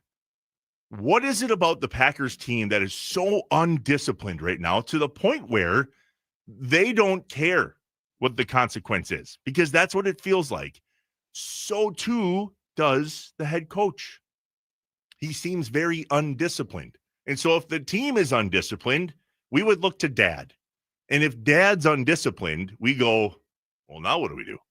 Right. They're just following suit here. Apple trees make apples. But to use your metaphor here, at what point do you stop looking to dad? That's my question. Has it gotten to the point with this team where the players know exactly what Matt LaFleur is going to say? That's the problem. Has it gotten to the point in which the players are saying, well, yeah, but I've lost faith in dad to know what to do? Bingo. And if it's gotten to that point, then what's the decision? What's the next step? Is it, you know what I'm saying? Yeah, Because I was going to say, I think it feels like it's there. Feel this way and then have no outcome from it. But have we been able to pinpoint this? Because ultimately, I think that's where this lands, Josh. I believe that this ultimately wait a minute, dad doesn't have any of this under control. Dad said fight. No, he didn't. He said don't fight. Yeah. Dad said don't fight. Dad said this is your team. No, Dad, this is your team, buddy. This is my team. Hey, Rhodey, the next time that you talk back to the leader of our house about unloading and reloading the dishwasher, there will be consequences. As a matter of fact, you're going to give us $15 every time. I guarantee you that stops. It already did.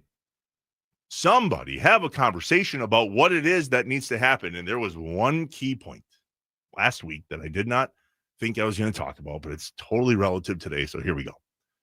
We talked to Goody on this show last week. Mm-hmm. And we asked him, what in God's green earth are you doing at the office at 6 o'clock in the morning during the season? Like, literally, what are you doing? And he said he's watching film. This is how he kind of gets, I mean, he's a scout at heart, right? Yep, we learned that for sure. Do you remember what he said his role is during the season? You remember? No. He said he has one role, and it's to support Matt and the coaching staff. Yeah, he did say that. Okay. Yep. There was a question of Matt LaFleur last week during one of his pressers about kicking. Now, he's got something up his craw in regards to this kicking thing, and him and McManus were on the same page, and there was a little weird back and forth in front of reporters about a thesaurus, you might recall. And one of the beat writers, not sure who, said, well, what are we going to do about this kicking thing, Dad? Yeah. Hey, Dad, like, you got a kicker that is a good kicker, but he's hurt. You also have another kicker that appears to have the leg you hoped this current kicker would if he wasn't dealing with injury. What are you going to do? Because right now, by the way, they're both on your 53-man roster. Okay? Mm-hmm. So, Dad, you are in charge of the people on your 53-man roster. What are you going to do with this? And ultimately, what does it look like if you have to make a decision? You remember Matt's answer? Yeah, I don't watch the kickers. I don't talk to kickers. I don't talk to kickers. And that's up to Goody. No, it's not. Dad, you have all of the things that you need in front of you to make this a good football team with all of the players that you could ever want, including another kicker. Yeah. It's not up to Goody on what he's going to do with your roster. It's up to you. So what are you going to do? Well, that's up to Goody. Holy hell. Good. That's essentially saying, go ask Mom. In this scenario, Goody is Mom.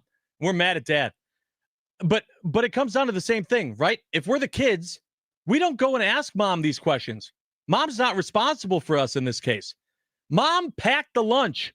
Mom laid out everything for Dad. Mom was what Mom was supposed to be. Dad is the one at fault here. Dad is the one that's not executing what Mom laid out. Mom said, and in most lives, that's the truth. I don't understand. Why aren't the kids eating their sandwiches? I packed everything for lunch. I laid it out. Brown paper bags, names on each one. All you had to do was put them in the backpack and have them eat it. Why am I seeing sandwiches in the backpack when they come home? So we're mad at Dad. How does Dad fix it though? Or are we getting rid of Dad? That's what I'm saying. Like, I'm to the point to where, okay, I figured it out. I feel better. It took 3 hours. Well, it took 2.5 hours, but I feel better about getting to this point. Now I'm going, what's the next step? And is it realistic for anything to actually happen? The 262 chimes in from a person with a bachelor's degree in psychology. Ooh, okay, here we go. One of those things we studied most was personality. One of the repeated findings about personality from many studies is that personality traits are moderately to highly stable long-term. Hence, we should expect Matt LaFleur to discipline these same traits over or use these same traits over and over a long period of time. We only get disappointed if we expect different from him. No. Dad is who he is. Oh, but we're not satisfied with that. We are not. Or are we? That's the thing. That's what's so confusing. Because last week we weren't having this conversation. Satisfied. We were not having this conversation. We went home and we high-fived Mom and said, yeah, Dad was great. We had a lot of fun. I did say Dad had a good game. We had a lot of fun this weekend. But you know what proves that wrong is how quickly we end up back here. Right. Like, Dad can have one good game, and then we're right back to where we were. Like, oh, Dad just needed to figure it out for 1 week, and now we're right back to where we were. That's the hardest part about this, and that sums it up perfectly. Can we expect different? And here's the other thing, too. This isn't getting any easier for the Packers. Keep that in mind. Right. They lost Tucker Kraft. We have no idea what's going on with Golden. We're going to need injury updates up and down. And we have the Eagles coming in for Monday Night Football next week. And some Whoa. say that we will play right up to where the Eagles are. Oh, Well, that's not confusing at all. right. Because we play to our opponent. Now, let's take this Kraft thing one step further as we get to break, because we got Andy Herman coming up next. Yeah. What are we most worried about with losing Tucker Kraft, hypothetically speaking, because it's not a done deal that he's out for the season, although that's what it looks like. Yeah, extremely likely. We're definitely nervous about losing his play. Big time, right? What are we more worried about? Leadership. Mm-hmm. If you have big brother and you can look to him because you can't look to dad. Boom. Yikes. Yep. So when we're concerned about losing the tight end because A, he's a good athlete and can catch the ball, but B, and maybe more importantly, we lose his leadership, well, hold on. Now, why is that such a big deal?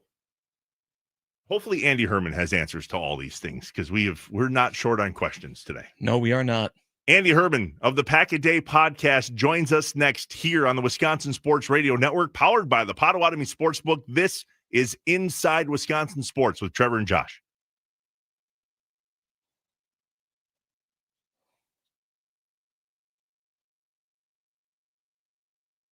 Look at that text.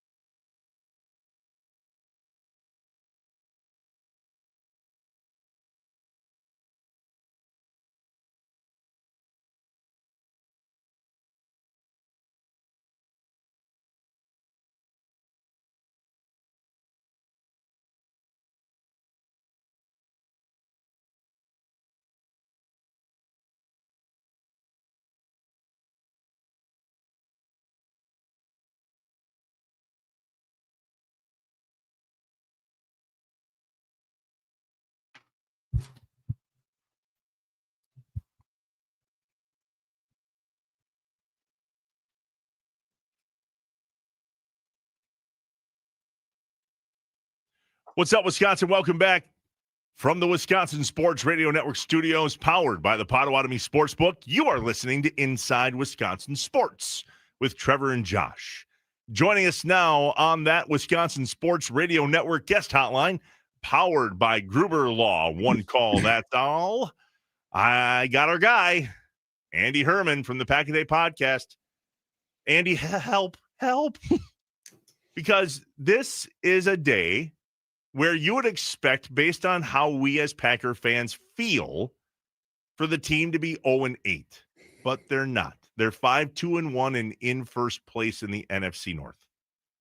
But something's wrong. Yeah, Andy's not wearing his victory helmet because there's no Victory Monday to celebrate with a victory helmet. So real quick, can we talk about that for a second? So remember, I said I would get Andy something and I had him send me his address and so on. Yeah. But I did not want to jinx it. So I didn't order something, yet I have something. And if the Packers would have squeaked out a victory yesterday, I was fully committed to driving to his house and putting said thing on his porch. Proud of you. Luckily, I didn't need to do that because... Yeah, not luckily. Andy, help. Seriously, why does it feel today? I mean, we've processed this ad nauseum now for about 2.5 straight hours. So maybe the question is, can you summarize why the hell we feel the way we do, please? I can try. So I think that there's certainly symptoms here, right, that we've seen for some time, that we saw rear its ugly head again yesterday, that something's just a bit off. I think that there's the two lenses that we're viewing everything from that I think need to be talked about first. 3 lenses, actually. Number one is when you end the previous season on a 3-game losing streak and lose in Philadelphia relatively easily, you're a little bit frustrated with how things went down the previous season, and you're looking for change, and you're looking for something better, and you're looking for things that don't look similar to that. That's the first lens that we're looking things through. And I would say in the losses, maybe even the tie, we've seen a lot of the same things that we've seen in some of the previous iterations of this team that have not yet been course corrected, which I think is a lens we're viewing this through, and I think is cause for concern. I think the second lens that we're viewing this through is through what we can legitimately call an all-in trade for Micah Parsons. It's not all in for this year. They have next year, the following year. This is going to be a 3 to 4 year window all in, but it's an all-in move for Micah Parsons, where you are expecting greatness. You are expecting a Super Bowl competitor. You are expecting a long playoff run. And when you see a team that has some of the same issues and is not performing like a team that can make a 3 to 4 game winning streak run in the playoffs, and instead is losing to Cleveland and Carolina, you get a lot of concern and you get very frustrated because it's not matching the expectations of what you were hoping for when you acquire a player like Micah Parsons. That's window number 2. The third is that you saw everything this team was capable of right away in week 1 against Detroit.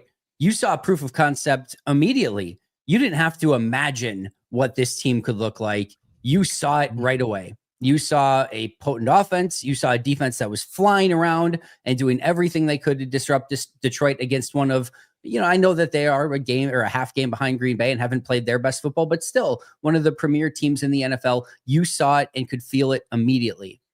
So when you have a bitter taste from the previous year and from some other seasons that ended poorly, when you have high expectations because of Micah Parsons, and you have proof of concept because of that Detroit game, you're not expecting, again, losses to teams. And Carolina's playing better, right? Like they're above 500, but you're not expecting losses to teams at home, especially to Carolina and a team like Cleveland on the road. So that's why I think there's a lot of frustration. And it's not just, yes, they're 5-2-1, top of the NFC North. There's reason to not panic. There's reasons to still be semi-optimistic at times, but you're, again, viewing this through the lens of what should be a Super Bowl contender and what needs to happen down the line. And you're not seeing a team that's performing the way that they need to in order to get to that spot, which is causing a lot of angst, frustration, and concern. And I think understandably so. Okay, but a little bit there, Andy, to bounce off of you. So first of all, I've talked to you multiple times on this show about this team's identity. Mhm. We've been confused all season about what it is. It was solidified in that loss. This team plays to their opponent. They leave no room for error. They keep everything close. And when you do that, it's going to bite you once in a while. And it did against Cleveland, and it did against Carolina yesterday. So my question is, if you're looking at the team in this light, then doesn't that clear up a little bit of that confusion of that expectation? If you look at how the Packers played the Lions to start the season, okay, well, yeah, but it's because the Lions are also a good team. And so the Packers played to that level. Then you saw them play against a struggling Cleveland team, but they made a lot of mistakes. They played down to their level. How can we as Packers fans look at this team and still think this is a Super Bowl bound team, right? Because as we said, their record is still, if we're looking just at wins and losses, they're still leading the division. So we can't look at that as the reason why we're frustrated. We're not viewing this team as a Super Bowl bound team because of their identity, because they play to their competition every single week. And that's not what a Super Bowl bound team does. Yeah, I think it's totally fair. And I talked today for the podcast too of you're allowed one. It's not fun, but you can get a little bit of accident forgiveness for one Cleveland Browns game. It happens. It's happened to pretty much every team so far. They've had one game that they'd like to have back. You can't have two. You can't have two of them where you just completely, for radio purposes, I'll say lay an egg. And instead of, and for the second time this season, where you just don't play anywhere near up to the level that you're capable of. And to be fair, too, that this has been sort of an issue in the past with some of Matt LaFleur's teams, where just for whatever reason, just games that they completely no-show. And that is insanely frustrating. And it seems like there's enough leadership on this team with guys like Josh Jacobs and Xavier McKinney and Micah Parsons and Jordan Love and Tucker Kraft. And that just there's a lot that I would just say I can't see that happening. I don't understand that. The other thing I'll talk about yesterday is I remember back, I was obviously there at that Lions game. I was there at that Commanders game. The sidelines for the Packers was as energetic as I had ever seen it in my lifetime. It was like an extra section of the crowd. They were going nuts for each other. They were cheering each other out on the field. The guy would make a play and the whole sideline was going crazy and ready to celebrate with the guy, the guys coming off the field. It was like a cheering section. And yesterday you would have swore you were at a funeral. And that's not even when it was going. That was to like start the game. Just no energy, no life, no nothing. And I get one of the things I talked about after the first 2 weeks is I'm like, you just traded for Micah Parsons. You got a big win in week 1. Everything's flowing in your, like, how does this look week 7? How does it look week 10? Do you still have that same energy and enthusiasm? The answer right now is no. And it's really perplexing too, because you just came off a awesome emotional win on the road against Pittsburgh. That stadium yesterday was about 95% Packers fans. It wasn't like they were taken over by a rival's team fans or anything like that. They had in the crowd, they give the crowd nothing to be excited about. I thought the crowd did a great job, at least in the fourth quarter when Green Bay got that close again. I heard, go Pack, go chants. They were cheering, and it just didn't matter. It felt like a lifeless team, and it's just, again, that happens too many times for what should be a very good football team. At Andy Herman NFL on Twitter, the host, owner, and coach, dad. He's the dad of the Pack-A-Day podcast. Yeah. Like, he's the guy in charge. Yep. Okay.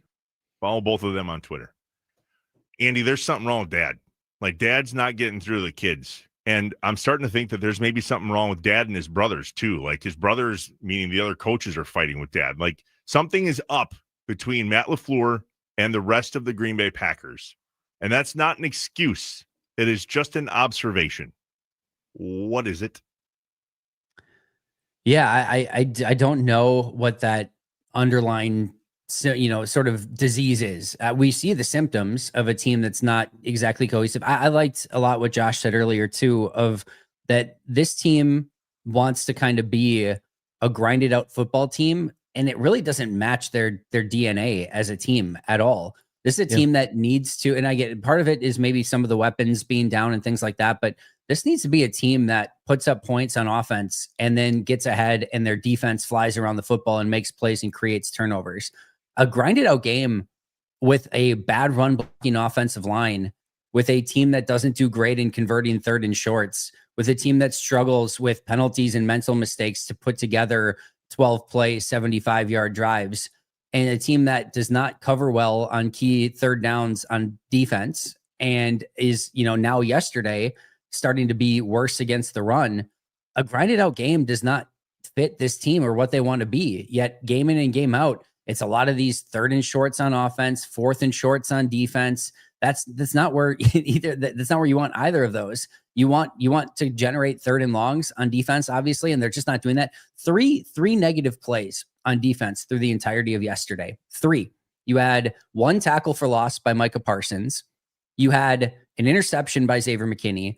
And actually, the third one, which was a sack fumble by Xavier McKinney, actually turned into a positive play because they recovered the fumble and advanced it about 8 yards on the play. So really, we can talk about 2 negative plays for Green Bay. No other passes broken up, no other anything. 2 negative plays. Like, you can't operate that way and get through a game without generating those negative plays. And offense, that teams are now saying, we're not going to give you the explosive. The one play by Christian Watson took a pretty Herculean effort on his part.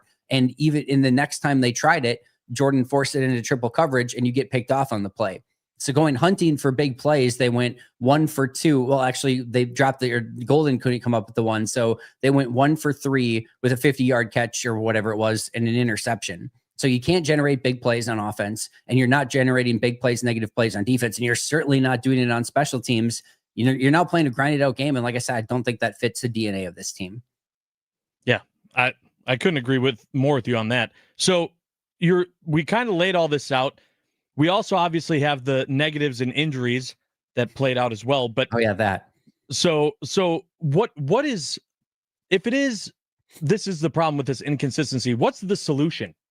What's the fix for this team? I don't know that the Packers are going to make the correct decision or go through with it. But in your mind, what's the fix to get this team back on track, to get that energy back on the sidelines, to get the locker room right? What's the fix? Yeah, the energy thing is interesting and a little bit perplexing. Again, to your point from earlier, my guess is it'll be high this week for Philly. It has been against all the good teams that they've played so far. It's probably why Green Bay is a little bit perplexingly a favorite in this game by right now 2.5 points. So my guess is they'll be energized and ready to go, but not to go full Mike McCarthy here, but this team's got to get back to the fundamentals. We got to play with better pad level. Like that's what we're looking at here. Like it's not, they're not easy fixes. To me, we can talk about all the issues on this team. This team can't run block against even bad run defense teams. Like, they cannot run block at all. It is a major issue. And even the pass protection, I think, has been a little bit leakier than what it may seem like, because they're going with so much quick game, where if some of those plays were a little bit longer designed, we would see, I think, more of the leakiness within the pass protection as well. The offensive line has to play a ton better. And on defense, again, they have to start generating those negative plays, getting teams in second and long, third and long, getting off the field, getting turnovers, and they're just not doing that. And then you certainly have a lack of complementary football, and special teams is coming up with a new way to, have a catastrophic mistake every single week, or a similar way. And this week with a very easy missed field goal. So you have to play better in all phases. It comes down to technique and fundamentals, as layman, as boring as that sounds, but they've got to get back to it, and they've got to evolve. And the really harsh, kick in the groin in this one is teams are daring the Packers to matriculate their way down the field by playing 2 high safeties. And the way you have to beat that is by running the football, or by, some of the checkdowns in short throws and having guys run after the catch. You're not running the football well at all. And you're one guy that was a run after the catch monster, that was a, one of the best in the league, I think top 4 in the league in yards after catch, is now out for the season in all likelihood. And not only that, your run game is already poor, and your solution at tight end now is probably going from Tucker Kraft to Luke Musgrave, which is a massive downgrade as a run blocker as well, which is now another added issue on top of an offensive line that cannot run block. It kicks you in the groin twice with one key injury to that team. It's going to be really difficult for them to replace him. So based on all the fundamentals, though, Andy, do you think the Packers players in the current structure of both the coaching staff as well as just the culture of the organization inside the locker room, are they disciplined enough to be able to fix it under this regime? Because I'm not so sure. Yeah, I think so, but I'm not as confident in it not rearing its ugly head at the most inopportune time again. I think that's what I would say. You could tell me they came out and beat Philly by 20 this week, and I wouldn't be stunned. Like I don't expect it, but I would be stunned. By 20? Stunned either. By, I would not be by stunned. 20, I'd be stunned. They win by maybe 3? that's aggressive. Maybe that's 3 or aggressive. 7? But Sure. But if they beat Philly, relatively easy, like if it was like, wow, the Green Bay went out there and really played Philly well and won that game, maybe 10 would be a better example of that. Yeah, I wouldn't be stunned, right?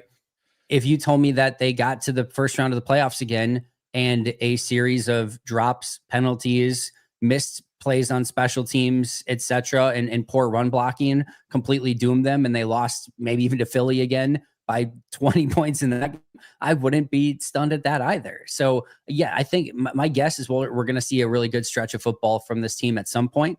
I don't think, they're going to go through some crazy losing streak or anything like that. I think they'll find ways to bounce back. But the question is, again, can you put together a consistent run of football, which is what it's going to take to win this NFC, which is a brutal conference that has a lot of really good teams. That's a tougher vision to sort of squint your eyes and see how they can get through wild card, divisional, championship game, Super Bowl for 4 consecutive and win 4 games against really good teams. That's what's really hard to envision right now. Well said. And if you walked up to somebody and said, "Hey guys, the Packers are in first place. They're 5-2-1." Literally the answer is, "You sure? You sure?" Like you didn't read that wrong? And not only that, every team has 2 losses.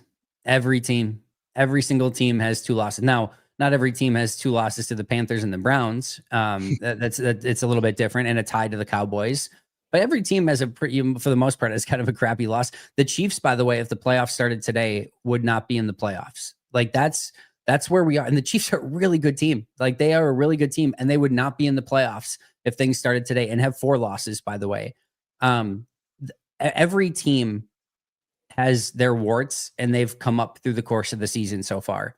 If any one of these teams right now would be teleported to January, I would say none of them are ready to make a run towards the Super Bowl. The teams that evolve over the course of the next 8 weeks or whatever it is are the teams that are going to make a run at this thing come January and February. None of these teams are complete, including your Green Bay Packers. So it sucks in the moment. It really does. Green Bay in 2010 had a very similar sort of start to the season, lost your Michael Finley for the year. Everything felt like crap. Did not look like that young team was ready to take a 3-game run, 4-game run to winning a Super Bowl, and they found a way. This is where the sort of rubber meets the road for this team, and we start to figure out, do they fold or do they take that step forward and actually evolve? And if they evolve, great. But, again, would have liked to have seen that evolution come a little bit quicker after they already lost to the Browns earlier this year.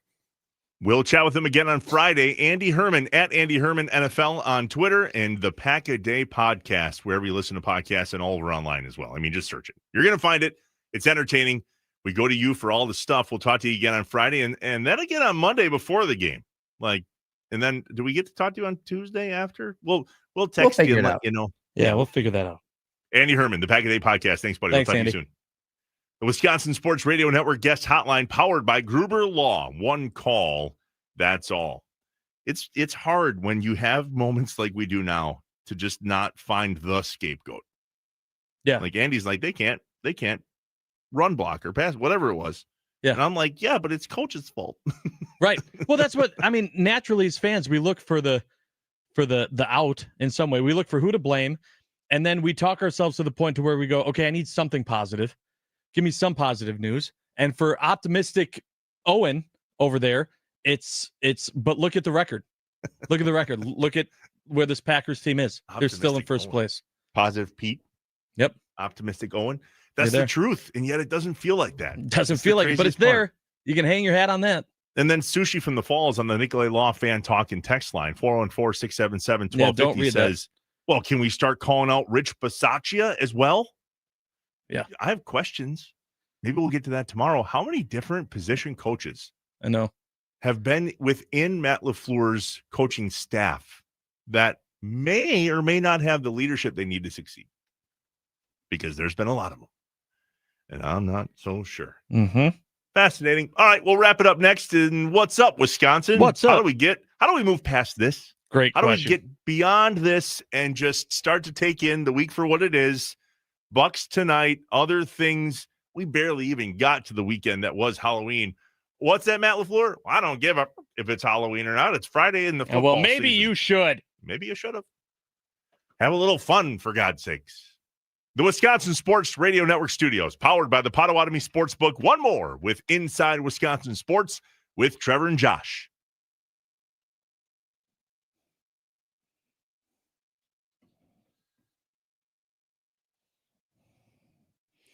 Hey, it's Josh Albrecht here from my friends at Henry Flock Steakhouse in West Dallas. Henry Flock's is always introducing new items like their calamari seasoned perfectly and served with house-made vodka sauce. Speaking of that vodka sauce, you got to try the shrimp and scallop pasta topped with Parmesan. It's so good.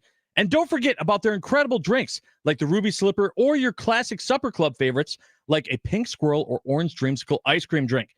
Whether it's an exceptional steak or something different, there's always an amazing meal waiting for you at Henry Flock Steakhouse. It's so much more than just a steak place.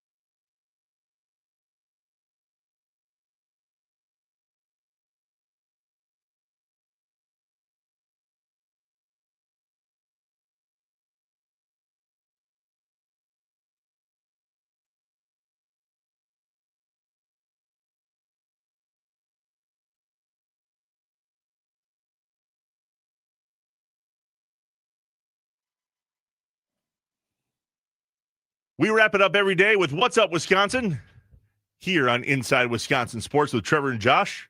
I mentioned at the end of the last segment on how we move on. Here's a great text message from the Nicolay Law Fan Talking text line, 414-677-1250. You want to get beyond being down? Talk about things not related to Wisconsin sports. Let's try movies or music or bars or TV shows. If you restrict yourself to Wisconsin sports, you'll end up depressed. Wow. I don't view it that way. No. My point is with the Packers. How do we move on? Because we don't have the answers right now, and yet the team's still in first place. I mean, we can point fingers. That's a lot of what this morning was. And there's a lot of fingers to point. And there's a lot of places you can point them. But I think at the end of the day, it's just, holy crap, we're still in first place. That felt like absolute DS. Now, how do we move on to beat a team like the Eagles, who, by the way, have 2 losses and they're in first place? Mm-hmm. We are a tie away from being the Philadelphia Eagles. And I don't know that it would still feel good. Oh, yeah, it's right. I mean, that's one of the main takeaways from the day was the fact that we're not looking at the record. The record isn't why we feel the way we feel. It's way more than that. We've won good games and we've lost bad games. Sports. Isn't sports fun? Yep. Hashtag sports. The Bucks are at the Pacers tonight in regards to What's Up, Wisconsin. Oh, Miles Turner makes his return to Indiana. How's that going to go? Yeah. I expect some things to happen in this game. This should be a juicy one. Huge rivalries formed between these two teams as well over the last couple seasons. What's his face going to be wearing on the bench? That's what I want to know. Yeah. What jersey are you rocking this time? Oh, how about if he Mr. came out Halliburton. in a Panther jersey? Can you imagine? Nope, I'll lose it. I'll lose it. Oh. Hey, did you have a good weekend with the Halloween stuff? Did you have fun? Yeah, it was great, man. It was great. We, went trick-or-treating for the 3rd time this Halloween season. This one was on actual Halloween at home. That was a blast. And then it was just doing a lot of inside stuff, man, cleaning up the house, getting the stuff ready. We didn't get the Christmas decorations up, but they're coming. The what? Yeah. Oh, yeah. Oh. Julie is already looking forward to getting the stuff up. And listen, I'm not against it because I absolutely hate the idea of getting your Christmas tree up on like December 6th. And then, it's Jan 1 and you're going, no, I got to take everything down. I feel like I just put it up. So I'm fine with it. Real tree? No. No. That's a difference. We're a real tree. Oh, I would have guessed that. I would have put every penny I have on you being a real tree guy.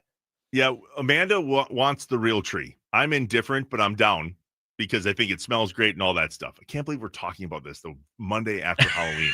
We don't put up our tree till mid-December. See? But we leave it up well into January, probably mid-January. Okay. That's a little bit better. A lot of people give flack, though, to leaving Christmas decorations up that long. And so, but that's on the list. So, too, is it talking about it on the Monday after Halloween? Yeah, true. Good Lord. It's true. Get through Thanksgiving, at least, I think. No. We had a good weekend with the trick-or-treating, too. Our neighborhood is quickly, the word's out. We think there are families dropping kids off in our neighborhood. Yeah, because of the vending machine? Well, there's a lot of great houses full of a lot of people with young kids, and it's a good time. Our neighborhood on Friday night made some of those campgrounds that do Halloween in a crazy way. I think we made them jealous. We had a hayride in our neighborhood. There was a vending machine. There was bonfires all over the place, bourbon, beers, and then a party on Saturday night that beat the band. Like, we left that party going, crap. Every other party this neighborhood has now has to hold ourselves accountable to that one. Yeah. Yep. Set the bar. I walked into the garage and I was like, sweet, beer pong. Can't wait to throw up. That's great. Can't wait. It's awesome. I'm 42. Don't need beer pong anymore. But let's 25 play. Years ago. Do you know how to play? No. Do you know how to say no to beer pong? I sure don't. Yeah, I'm not good at it. Not good. Not good at saying no. Or the plate of cookies that followed me everywhere I went. Oh, yeah. Oh, just gained 1 billion pounds this weekend. I did. 100%. Chance. All right. We'll do it again tomorrow. The Wisconsin Sports Radio Network. It'll be more positive, I promise. We're powered by the Potawatomi Sportsbook. This has been Inside Wisconsin Sports with Trevor and Josh. And because we're not done yet.